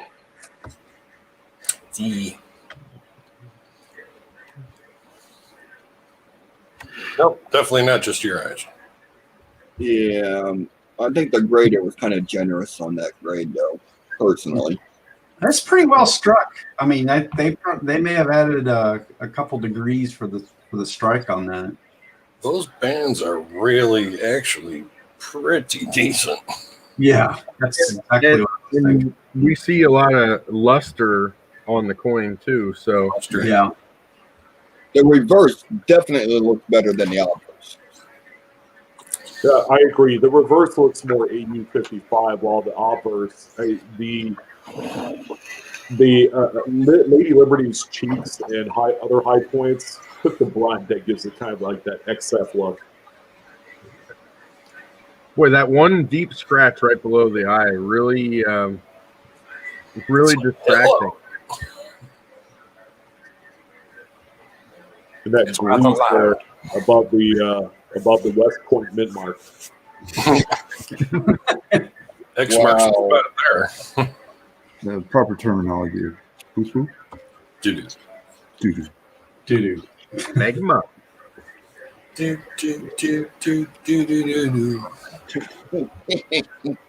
said doo-doo. You do. Frank got it right away. All right, this one looks familiar. 1983 Philadelphia penny, possible. Did we already do this one? Oh, did we? Yeah. Oh, sorry. I'll read it again. I mean, that ain't no problem. It must not have been moved. All right. It's okay, Shay. We still love you. Paula said she wants to look at this one again. Paula's kidding. He did have one job, did he? All right. We'll try one from Chris Hurley. All right. Reference to a trail die. Oh, I love these. On a like, or is that supposed to be like? Trail die like. 12. There we go. See, Hooked on Phonics is helping me every day. The EPU and improper planchet mix. The first coin, 1999 reverse. I thought I had some wild new DDR, much like the 2004 Lincoln Memorial cent number DDR WDDR 001005. Almost like a trail die effect. So die deterioration. Second coin, strange, almost like sandblasted finish. And copper punch-it mix. Haven't seen y'all in a while. Busy selling, and now it's dark at 5:30. No kidding. Should be in, yeah. That time change has really screwed a lot of people up. It should stay this time forever and not change anymore. Screw daylight savings.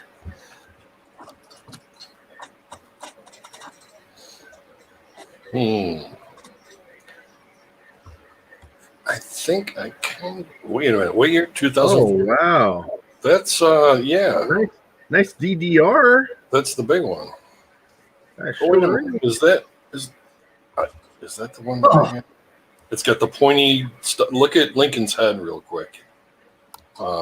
This is a 99, right? Or in the columns. I'm not sorry. On the reverse. Well, he submitted 2 coins? Did he not? Not bad. Because some of them looks like a cone head. I can't really tell. It's pretty bright there. Or like Jaguar. But yeah. That's sure right there. I mean, just from a distance, looks like that 04, the big one. I see points on the dots, though, like he's talking about. Yeah. That would be Mr. Chris Hurley's. Yeah, are we thinking this is just an anomaly from over polishing the die? I've got some wicked trail dies from the 90s. Kind of like stretching the letters out. Yeah. That's the next. Beefing it. Oh, it's hard to tell, man. Well, the U's kind of have that pointiness on them, too. In the same direction. Oh, Well, I that's tough say to tell, man. we have to look at the evidence on the coin. We have clear evidence of trail dies on other parts of the coin. I don't see any notching. I definitely see extra thickness, but that could be, it's almost like a 3D look. It yanks the design with them as you're taking polishing. Yeah, I think it could be because of over polishing. And if we zoom out and look at the entire coin again, we'll see trail dies in numerous areas of the coin. Like the top we got the top of the T, like the States is distorted as well. Bingo. If we look down at the bottom, we also have it at cent. Look at the corners of the N and the T. There they are. Oh, yeah. And it's all going in the same direction, too. Like it's north-northeast or northeast-northeast. Bearing 125. So I'm going to have to say that's an anomaly Polish.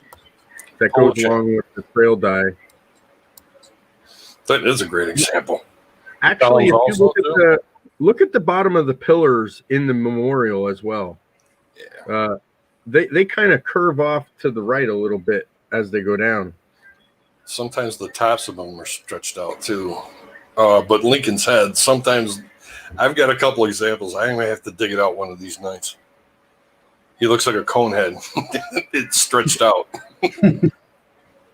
Along with like everything else. So Sharp Eye is asking, is that them trying to save the die? Typically what they're doing there is there could have been some sort of damage or a die clash or something on that die that they were trying to remove.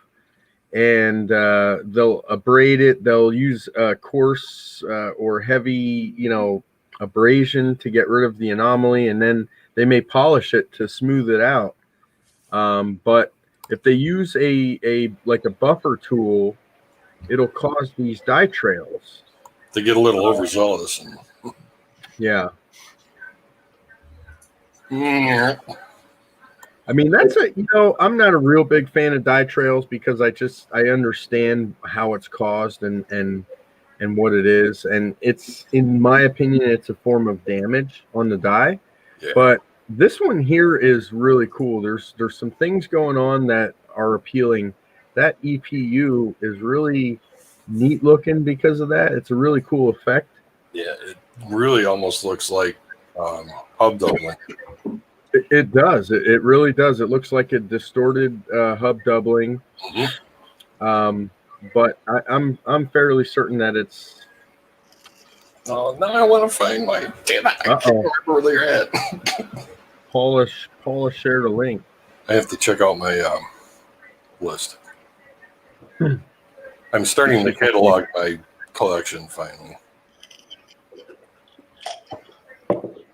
About time, Frank. I kind of like that effect, how it just kind of goes doubling. like an old Star Wars letter.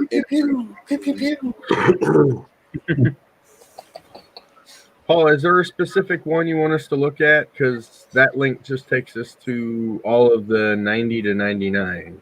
Trail. There are one. I've got some listings on there, I think. 5, 6, 7, 8, 9, 10. I know I've attributed a few from there. There are 15 different ones listed for 99. This looks almost like a current generation single squeeze doubling type of effect. Kind of class 9, yeah. Yeah. Yeah, like the 2014 number 3. Exactly. Yeah, that's the perfect comparison to this one. Where you just don't see any modding, it's just all stretched out and funny looking. So Paul is saying number 33. So, 1.033T. Paula, thank you for doing that work for us here. Oh yeah. I've attributed a few from that site. Cool. Paula, you're onto it right there. That's, especially the states, the word states. Now I will say it's not a complete match, because if you compare the dye trails coming off of the word scent, I'm not sure if that matches. I think they're going in a different direction.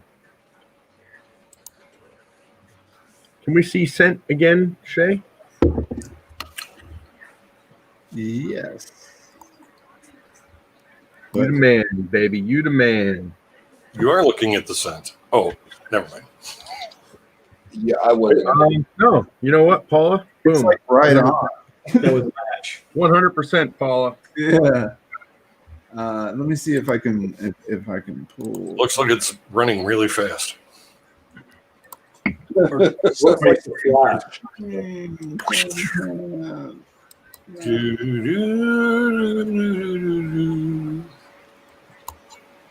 Like in the 60s, man, when they experimented with LSD, you get all these trails, man. It's going warp speed, man.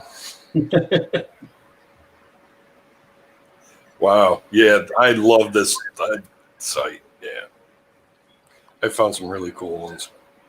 Good job, Paula. Thank you for that. Just for that, Paula, you get a raise. We're going to give you a 300 credit raise. 300 credit. 300 STEM credits from the planet Zoltar. Where's Scent? A free hat or shirt of your choice. Well, there you go, Chris. Yeah, just now take you one off can the shelf attribute behind it, buddy. You've won the proof set of your choice. You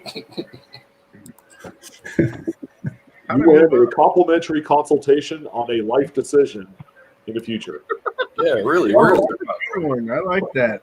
Let's see. Chris did have some other coins he had some questions on. Let me take a look at those. All right. Here we go. Oh, man. Now I'm the kid with the ponytails. Or the pigtails or whatever. Free. Hey, Shay, did you look at Scott Holliday's email by chance? Scott Holiday. It's not ringing a bell. No, I just hadn't gotten to it yet. Okay, cool. At the very least, we'll squeeze that one in there. No, maybe Amanda and Jeff can grab some of those ones at the top while I'm going through these. Let me see what I can snag. Cool. All right, let me. Man, I don't know who you're talking about, but I'm not trying to be Cheech Marin, brother. Brother. I'm trying to be Tommy Chong. Ooh. That is not our deal. Wow, who sandblasted that sucker?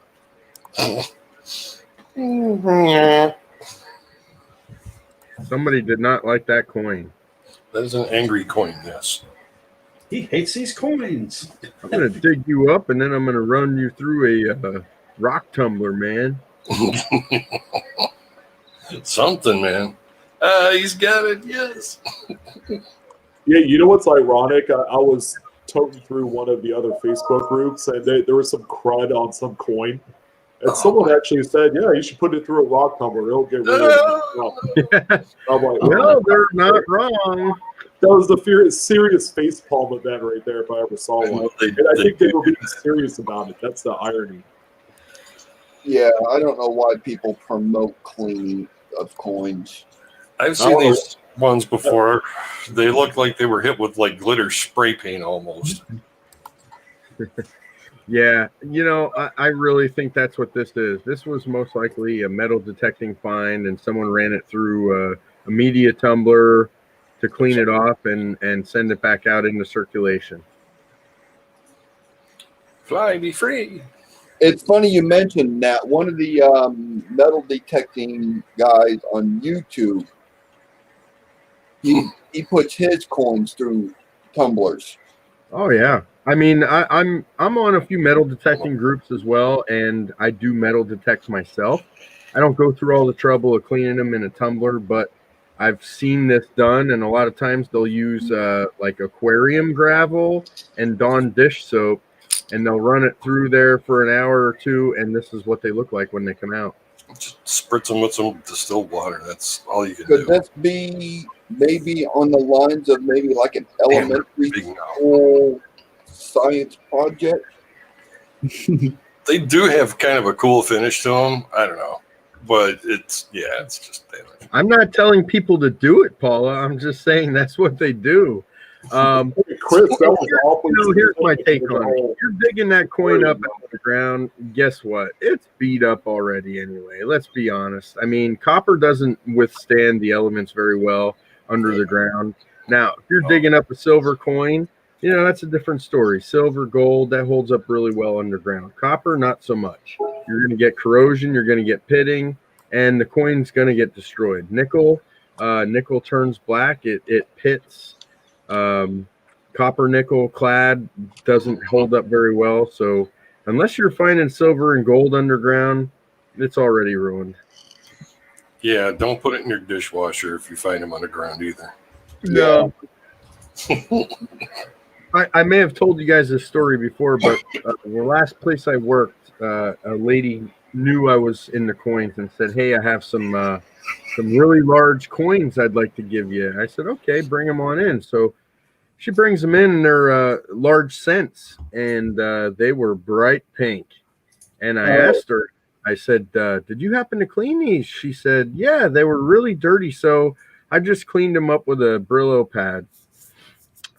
And yeah, they were bright pink. You killed them with a Brillo pad, is what you meant. That makes my chest hurt. She killed them. My soul weeps for those coins. Let me guess, Chris. You told her I will give you face value for all of them. She actually gave them to me for free because she was a friend and she didn't want them. Oh, and that's about what they were worth, free. Yeah.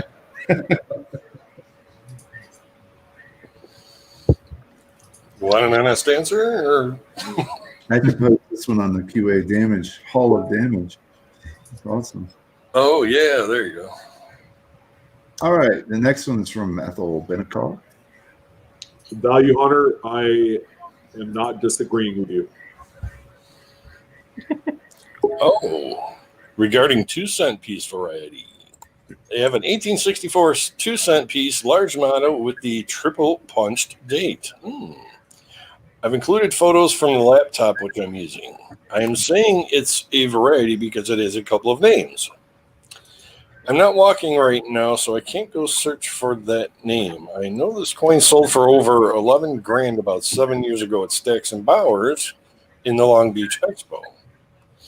I don't understand why I see other variety coins which are quote-unquote cleaned details and sold at auction. Am I mistaken here? Why not this coin? A small percentage would be a lot of money. It has a patina that looks like a high grade under the microscope. Oh, and looks like a high grade. I know people clean them around the 20s and then disguise the orange look with a patina. What's a patina? Oh boy. Paula's getting excited. That scares me. Great googly moogly. She always pees when she gets excited. I don't know why. Hey, Chris, respect your elders, damn it. Oh, I'm just repeating what she just said in chat. must behave. Oh wow. Explode. I think I just peed a little. Hurts. Oh, that's a nice one. Many jokes. RPD. Yeah, and definitely it's RPD3. Woohoo! Tripled. It's 1864 over 1864 over 164. That is how it. Well, I gotta tell you, it's pretty nice. Color. What is going on with that? Well, Frank, it's funny you mentioned that because I think the submitter already knows what happened to that coin. I think you're right. Yeah, look at the rainbow pouring around the date. You know, very clear signs of cleaning. Yeah, the gunky.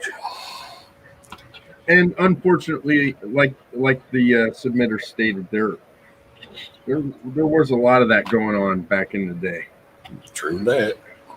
Still going. Hell, back in the 50s, you could buy a coin cleaning kit, and it came with a brass scrubby pad. So I remember seeing. Oh, goodness. every once in a while, I still see them on at a coin show. That's not right. Yeah. You're like a pretty man. I'm going to agree with you, Shay. RPD number 003. That's beautiful. Cleaning your coins. That's not right. I broke out the book. Oh yeah. Hey, Got a complete D on the reverse. Oh.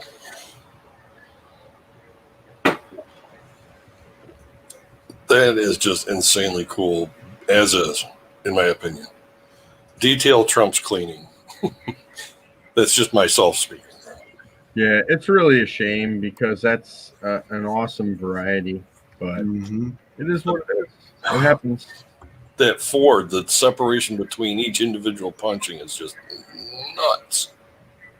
That would grade very well if it wasn't a clean coin. Is yours like that, Jay? No. I have a wee bit different. Hey, Sean, can you show the screen I'm trying to share? Well, since you asked nicely, I think I could do that for you. Please and thank Share you. with the class. What do we have here? Yeah, love that. Oh, bottle. Oh, Paula.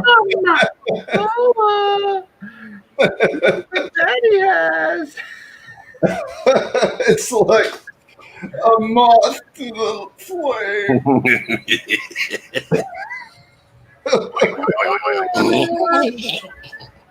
So is that's 13? No, this is 8.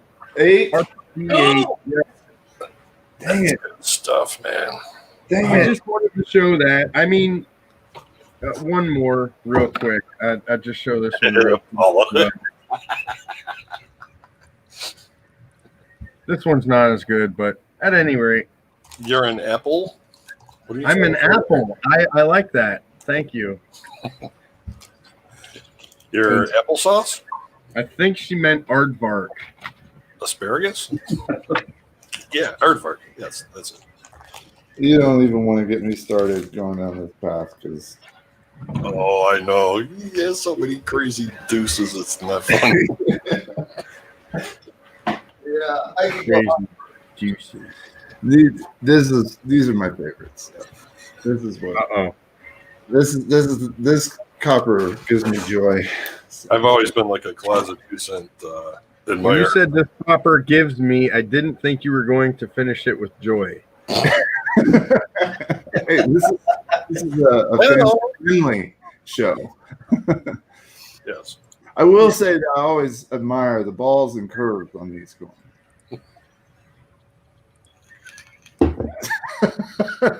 Hey, Chris.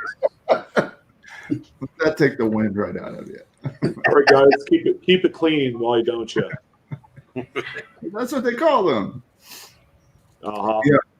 It's very interesting when you're trying to determine whether a basal state coin is a small motto or a large motto. If you know different points on these coins, you can kind of pick them up on the cheap because people don't always know.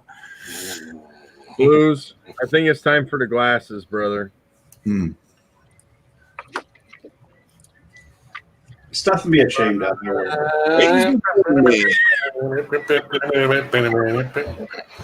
thank you. This is what my eyes look like after searching coins for 19 hours straight.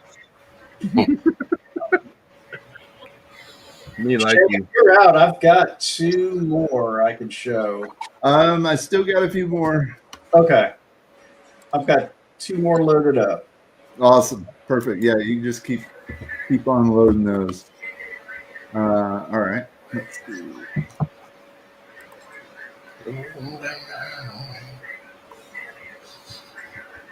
I can't see it. From Eric Moritz. Dies about to shatter? This set of dies may be cracked.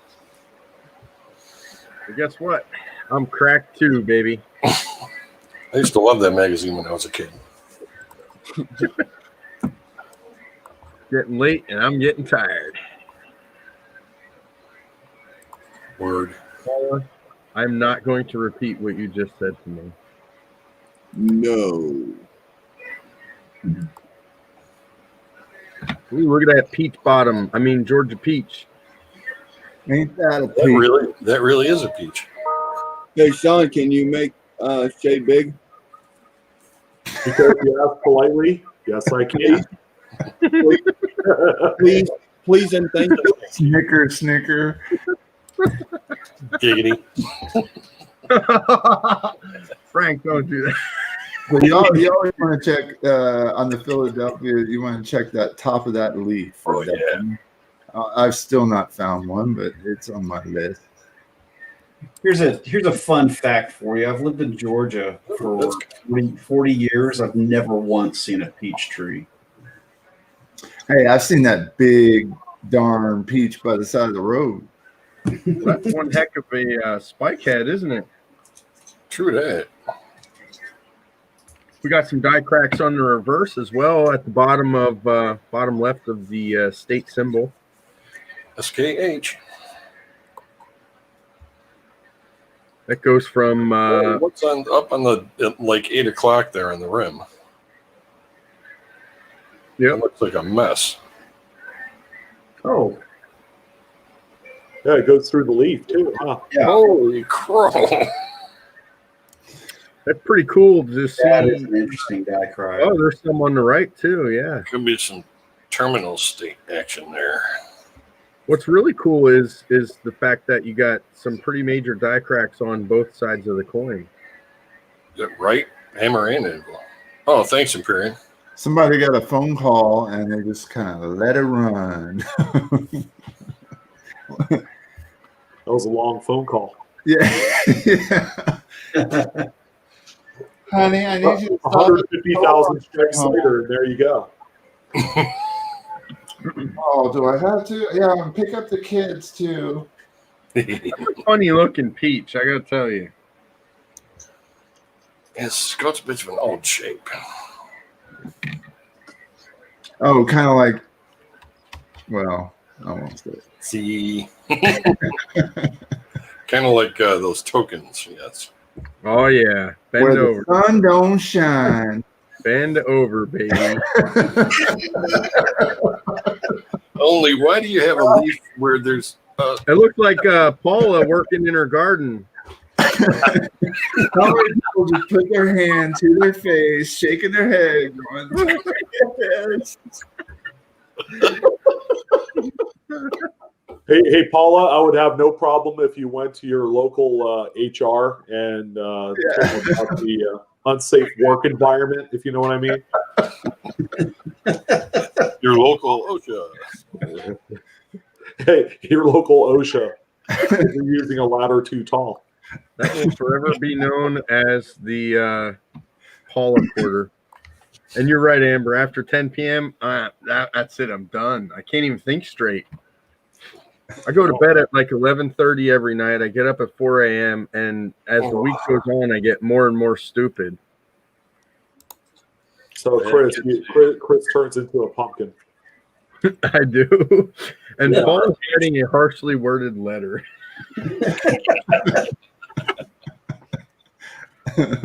Oh boy. All right, we're gonna revisit a coin from last week. We got a few more pictures in. Let's see here, Mr. Robert. Excellent. Hey Shay, I sent you one. You could end the show on that one. That's my newest pickup of the week. Oh, nice. Is this Robert Kravitz? Yes. Okay, Robert G. Revisit 1948 P. Lincoln Cent. So he sent additional images of his Lincoln Cent from last week's show.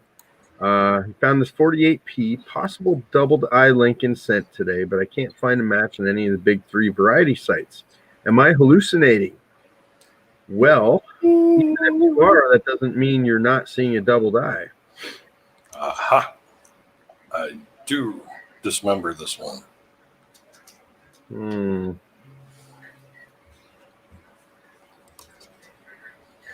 Aha.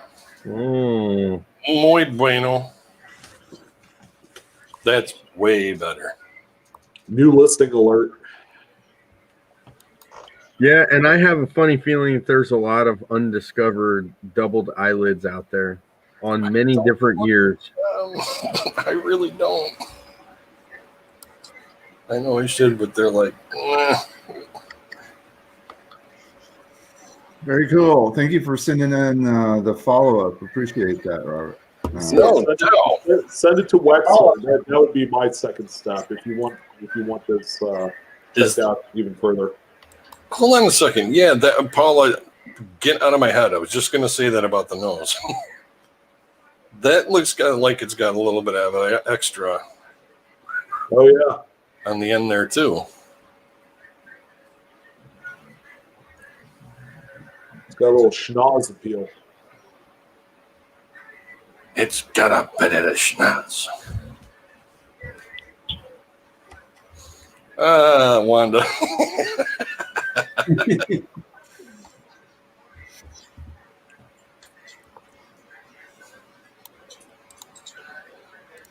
So what are we thinking on that, Penny? Definitely, if it's not listed yet, it should be. Yeah, looks good to me. Yeah, I agree. Sorry, I sat right here and listened to the whole conversation and still didn't understand what you guys said.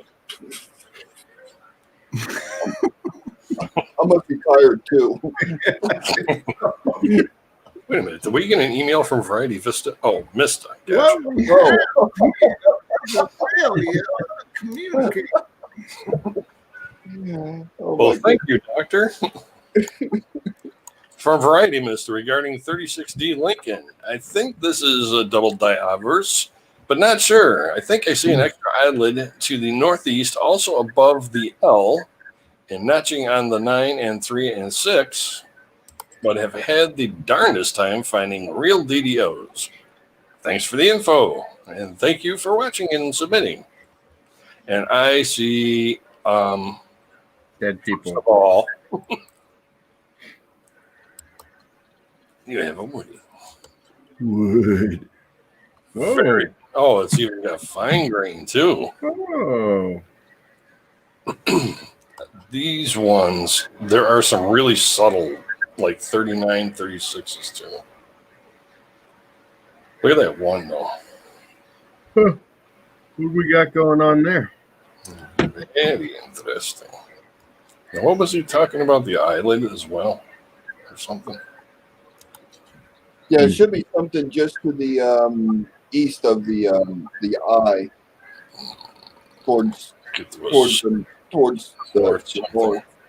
You got the eye in the sky. Let me see. The mint mark does not appear to match DDO001. I used to love that song in my original Sony headphones. Oh yeah, Yeah, that a little bit of Alan Parsons Project. yeah, it's got some good stereo stuff going on. Oh yeah, I bet it does. I remember the video on TV. I think the eye looks normal to me. Yeah, I don't see nada. I see nada either. Kind of flat. Little smooshy. Oh, In God we trust. Nice stripage though. Whoa, whoa! Look at that stripage. Nice contrast. Now, see, there's you can actually see how it looks like wood grain, too. Oak. Looks like oak. A nice tight grain. Yes, Didn't they say there was something above the L? good for baseball bats. Huh? Oh, that little bimp. That could be a very, very small lamination. Just look how smooshed the hell it is.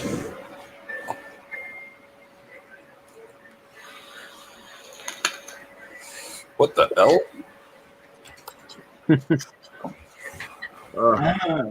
I don't think so. Why am I not talking live? Yeah, I'm not feeling the love. Yeah.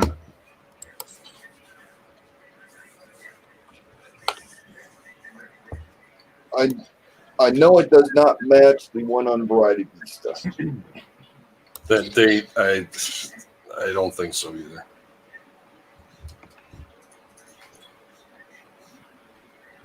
Well, keep on hunting. But yeah, good eye for picking out the anomalies. Yeah. Yeah. And definitely hang on to it. It's a woody. Yeah, beautiful wood on it. I like that. Those are the coins of the future.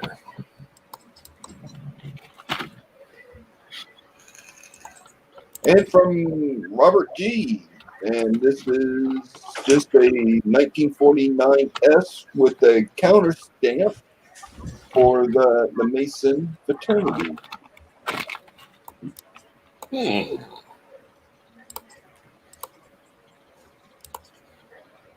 Ouch! There it is. That's a nice one too. Yeah, I like that's like nice and sharp. That was a good stamp. Yeah. Typically, these Masonic stamp coins have a raised dome where the symbol is. Yeah, This like is the a whole little bit thing. different than this is a little bit different than most I've seen. Pretty cool. Oh, to give it definition, it pushes up underneath. Yeah, that's cool. That's cool. Yeah, I've seen a lot of the raised dome ones. Yeah, that's a real nice one. Nice big counter stamp right on the breast, Did you shoulder. check it for anything else? Yeah. Because remember, a lot of people Whoever get did these, they focus on that and forget to look for other stuff. Yeah, What I that's like about true. these Masonic stamp coins, I have quite a few of them. What I like about them is they actually take the time to center it and make sure the design is in a good spot. Like that just works so well right where they put it. Yeah, it's kind of like if he didn't have no clothes on, that would be like a nice tattoo right on the shoulder.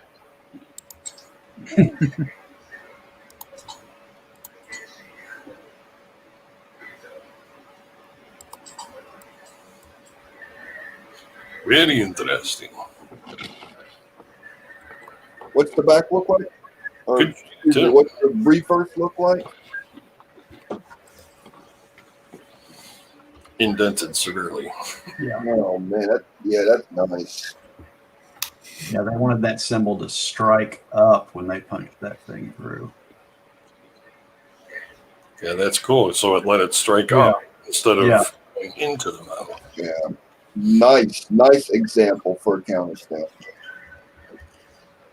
Hey, Edward Jacobs ordered a shirt and a ball cap. Woohoo! Almost perfectly centered. Oh, Good call, Edward. Oh, thank you very much, Edward. Thank let you. us know how you like them.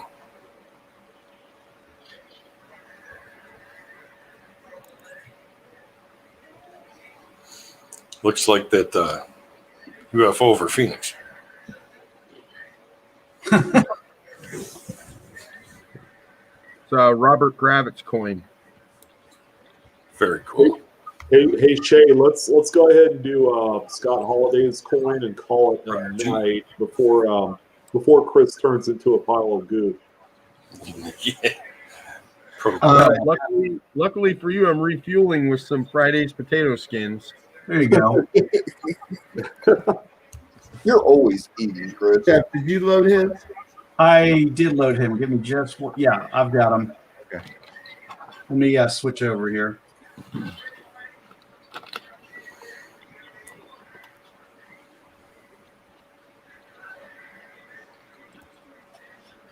Yeah, there was no question about it. So I'm assuming we're trying to find this misplaced D between the nose and the rim.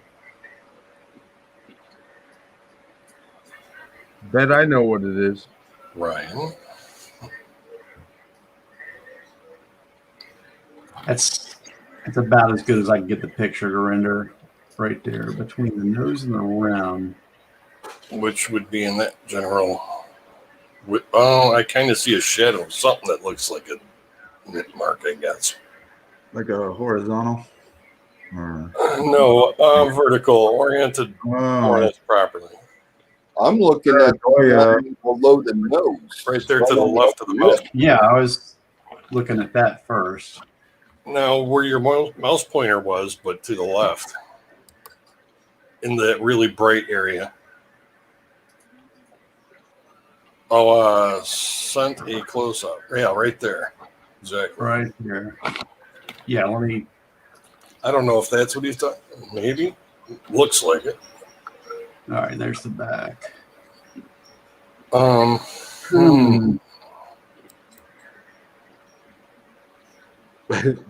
can see the flow. I don't think so. It's misshapen too much, and there's a crack or something involved as well. Yeah. Pareidolia, as Paula would say. Yeah, I think it's a blemish on the surface of the coin. Could be a die chip that just has other stuff around it, about to be a bigger crack, too. I think more than likely it's a contact mark. Encased, not raised.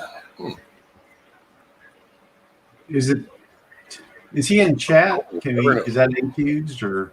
Yeah, he's in chat. Yeah, is it raised off the surface, Scott?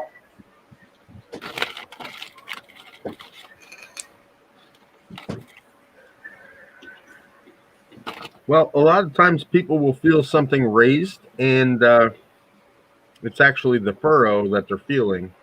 Yeah, I usually use a flashlight.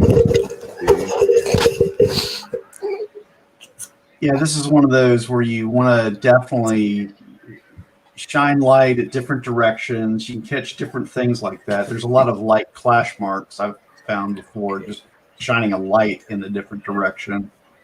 Yeah. He's saying it's raised. Raised.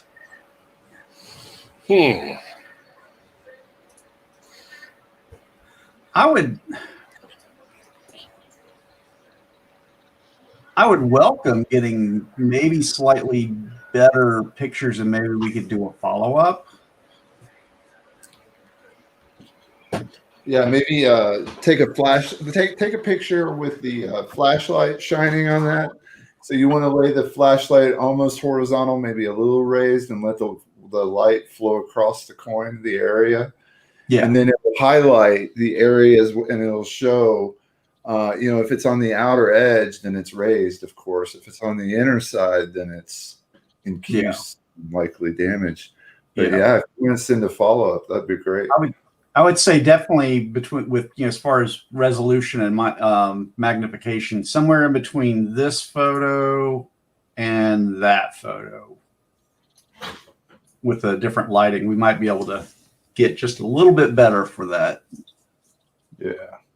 If it's a misplaced D, that dude is like drunk. Yeah. Because he completely just like missed the whole front of the coin with it. Maybe, let's see. It's Denver. Were the Broncos in Super Bowl that year? Was the Super Bowl or something? I don't know. I should know that, for crying out loud. What year was it? 85. 85. It was the Patriots and the Bears in '85. Okay, yeah. So no clue. Oh, was that the no? Never. Oh wait, no, hold on. I think I'm wrong. No, it wasn't the Bills. Oh crap! 1985 Super Bowl. It keeps showing me 20. Oh, Did you just really say the Bills? they've been in. They just never won. 4 freaking times, man. it was. Let's see. 49ers vs. Dolphins. Okay. It threw me off because I looked at the season, the wrong season. My Google foo failed. Oh, I did have one more. I wouldn't mind showing if y'all want to hang out to do one more. All right, go ahead. All right.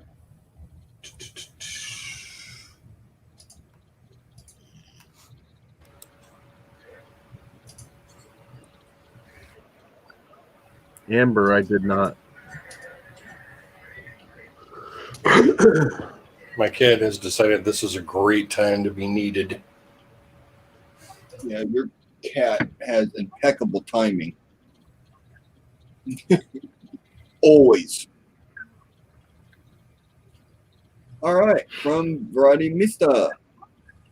This coin has a raised spot beneath the 8 and is notched raised part possible of the 7. Spot at the top right of the 8. And what I think is the worn down die chip by the E. Please let me know. Oh, 1888. This is what? This is a. Let me get the. It's a Indian head cent. Don't tell me it's the 88/7. It's. I don't think it is, and I'm going to tell you why. I wanted to show it just to kind of illustrate it, kind of do fair justice to it, because it is a really nice, very expensive variety. The area he's talking about is this little piece right here. There's a snow one. It's a 5-star variety. It's a very tough, very expensive variety. The 7 renders itself in that you can see a little bit of the foot of that 7 right there underneath. Doesn't CJ have one of those?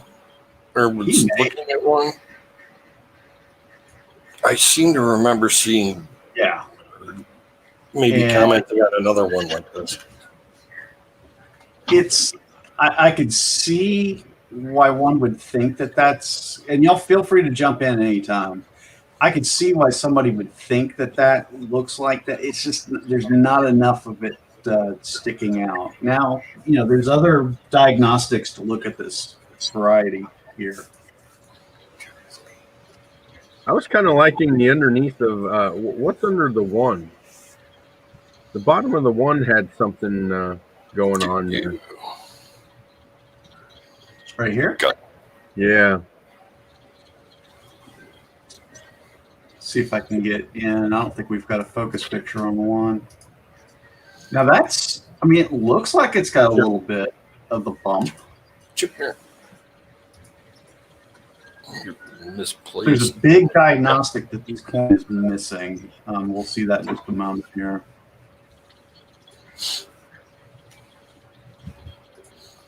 Yeah, I don't have a good picture of the one, Chris. Maybe there may be a little bit underneath that, and that would be one of the other snow varieties. If there is a little bit of a repunching under the one, that's certainly worth looking for. There's a stage A and a stage B of this variety, and it's shows up as a cud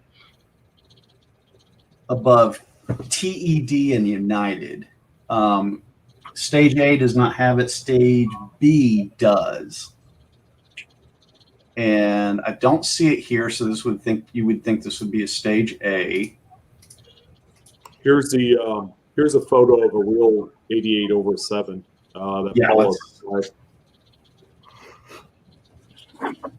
It'll also have the top part of the 7 protruding above the 8 as well.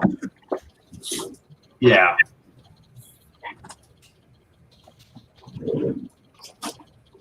Thanks for the assist. Seriously. The big tell on this one though is Rick Snow does a really good job of describing the reverse on all of his varieties, and he looks at 3 points. The shield points, which you can't see in the photo, are 2 areas that he usually counts. So he looks at. The other is the olive leaf down here. There's one that's really close to the denticles, and whether it connects or not would determine if you've got that variety. In this case, all shield points in the olive leaf must connect to the denticles, and this one does not. It would be almost like a little bridge, almost like a die crack with that denticles in that olive leaf. I just don't see it. Right. Yeah. That's a common diagnostic for that particular overdate. Yeah. Yeah. And I'm not seeing the rim cud there. But it doesn't have to have it. There's a stage A where it doesn't have that rim cud. Let's go. Since you mentioned that little bit of the 7, I just don't see the part of the 7 sticking out. No. Yeah, I've actually gotten tricked on eBay before. There was one that somebody had a few months ago that looked pretty promising, that he was selling as an 1888. The price was right. It was only like $2. I still picked it up, trying to roll the dice a little bit, and it wasn't it. It was some doo-doo.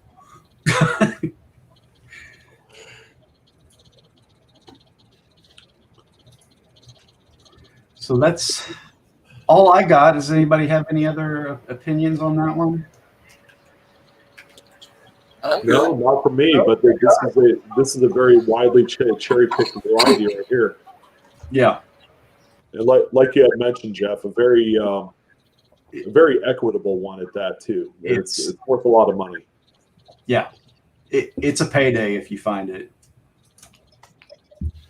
Even in low grades. Yeah, For sure. Yeah, and I'm loving Indian Head scents right now. I'm having a ball cherry picking these off of eBay. I haven't done a whole lot here lately. Kind of been laying low a little bit. I thought I'd let blues catch up. I wasn't going to say nothing, but since you threw me underneath the bus, Yeah, you're picking all the good ones. I'm still not finding nothing. Night, everyone. Night, Amber. Yeah, thank you guys so much for coming and visiting with us, sending your coins in, coin questions. X gets the square. X gets the square. I like it. Well, another fun-filled evening. Night. Thanks for hosting us. Yeah. Thank you. I was. I got a little comfortable.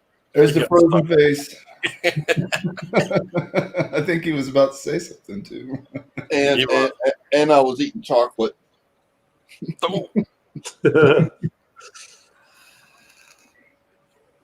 Well, thank you, everybody, for some orders came in for the shirts, so that's awesome. Thank you so much. Appreciate that. Get them while you can. Get them while they last. Wear them to the shows. I want to go to a show one day and see our shirts there. That'd be awesome. I know. That will be awesome. Oh yeah, maybe we could have those who buy a shirt take a selfie and send it to us to our email. Yeah. We can That's a highlight good them. idea. Yeah. Show us where you wear it at. Q&A around the world. Sean, Rated PG, hopefully.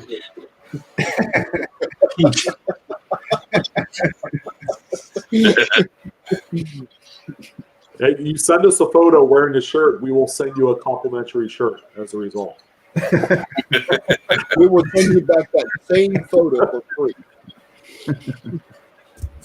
Hey Shay, did you get my my email? No, oh yeah, no. Let me take a look. Where'd you send it? Dude, no, I sent it to the info email. It's my newest acquisition. I think Frank will get a kick out of it just for its purposes. I'm in the wrong folder. Oh, there it is. Okay. Oh, God. You just had to do that to me, didn't you? Recent acquisition, do you say? Oh, Are you a fan, Shay? yeah. Oh my gosh. Okay, it's coming. Oh my goodness. Hubba. Uh-oh.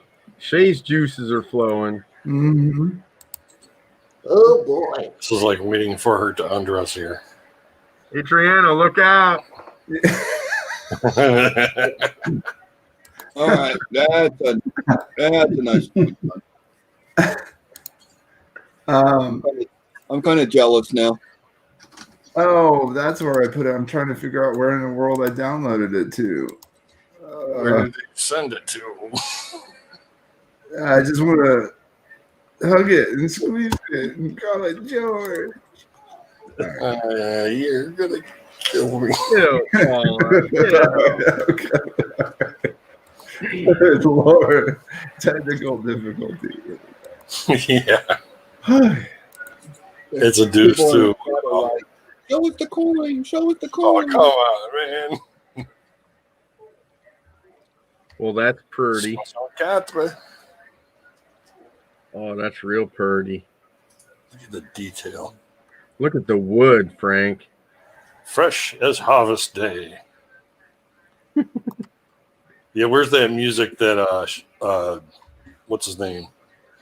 Clash plays when he has the gold there.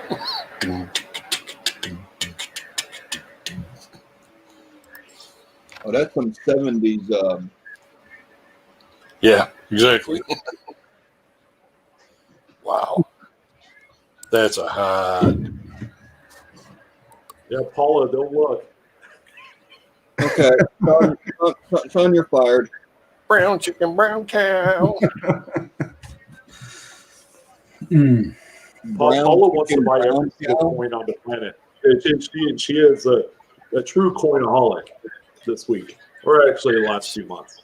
That is nuts, dude.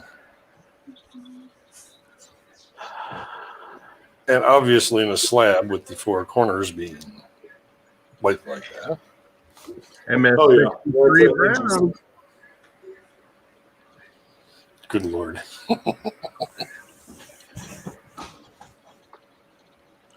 I haven't found any good Woody Lincolns lately. But I saw this one, and I'm like, man, that's not bad. Oh, I found a couple. Showing.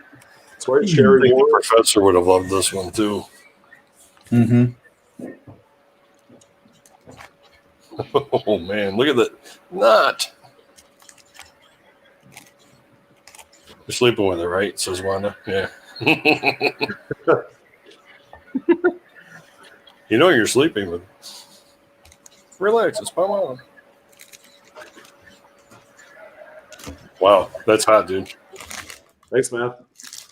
Yeah, I'd have to say that's one of the nicest large, 2-cent pieces I've seen.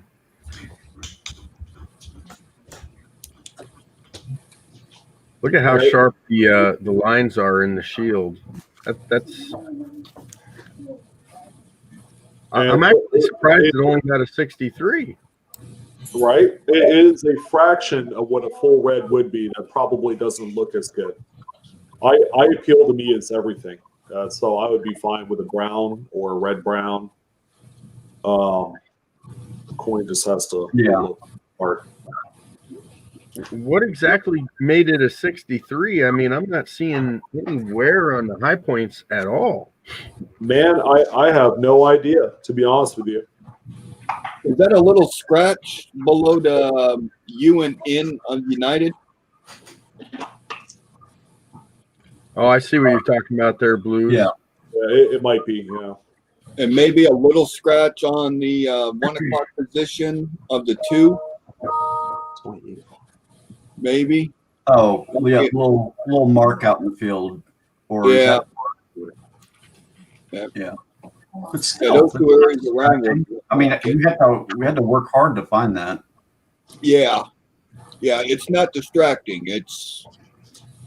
That's a beautiful coin. That might even be worth resubmitting. You know, on a full red coin, that scratch might be more apparent. But just under all the layers of this this wood grain. Yeah. Yeah. Yep. That's a That's good another thing about what he's saying. Make us all dream of that tonight. I've got a MS64 red.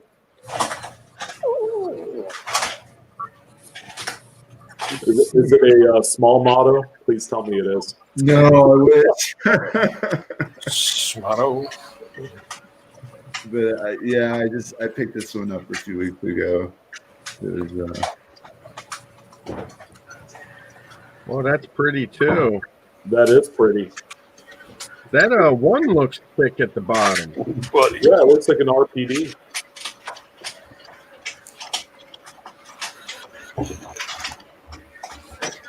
get a zoom. Oh, okay. Are you showing off? Would you just look at it? Oh, baby. That looks like the same one that we just looked at. It is. It is. It is. It's the triple. And yep. That's kind of what it was.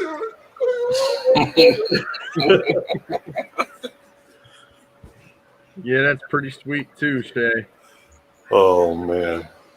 That's why Shay was able to pick it out as a 3 right away. Yeah, no, I totally cherry picked this. That is so amazing, man. The slab isn't even attributed, with that. Nope. Well, if it's not on the slab, that means it doesn't exist. Yeah. Okay, Blues. Hey, I'm just repeating what what Jeff S said. The What other did Jeff S. Oh. Jeff S can suck it. Hey. All right. Well, we're Sorry. No, I love the brown ones too. They're beautiful because you're right. When they're red and they get the black spots on them, it's just not as appealing as like a nice, smooth, even tone brown, a red brown, or brown. Jace. Yeah. I'm hoping to find a small motto brown, like a 62, 63. That'd be more along the lines of a a price point thing than anything else. But I've always wanted one of those. My first 2 cent was a cleaned small mono that my dealer let go of for like $45, and I just treasure it. I mean, it's one of those coins. It's just not affordable for me at a higher grade, but someday I'll be able to get. They are neat. I'm always looking. I've missed a couple of auctions where they didn't know they had a small motto and they sold it for like $80. It was one of those things where the wife was like, "You're gonna go get this right now." No, honey, I have an auction. No, right now, in mama voice. I'm like, okay. I ran to get it. I came back and I saw that 3, 2, 1. You've been outbid. Oh, no. No. You were in the doghouse that night, weren't you? Someday. I missed an auction a couple days ago because my son was being difficult to put to bed.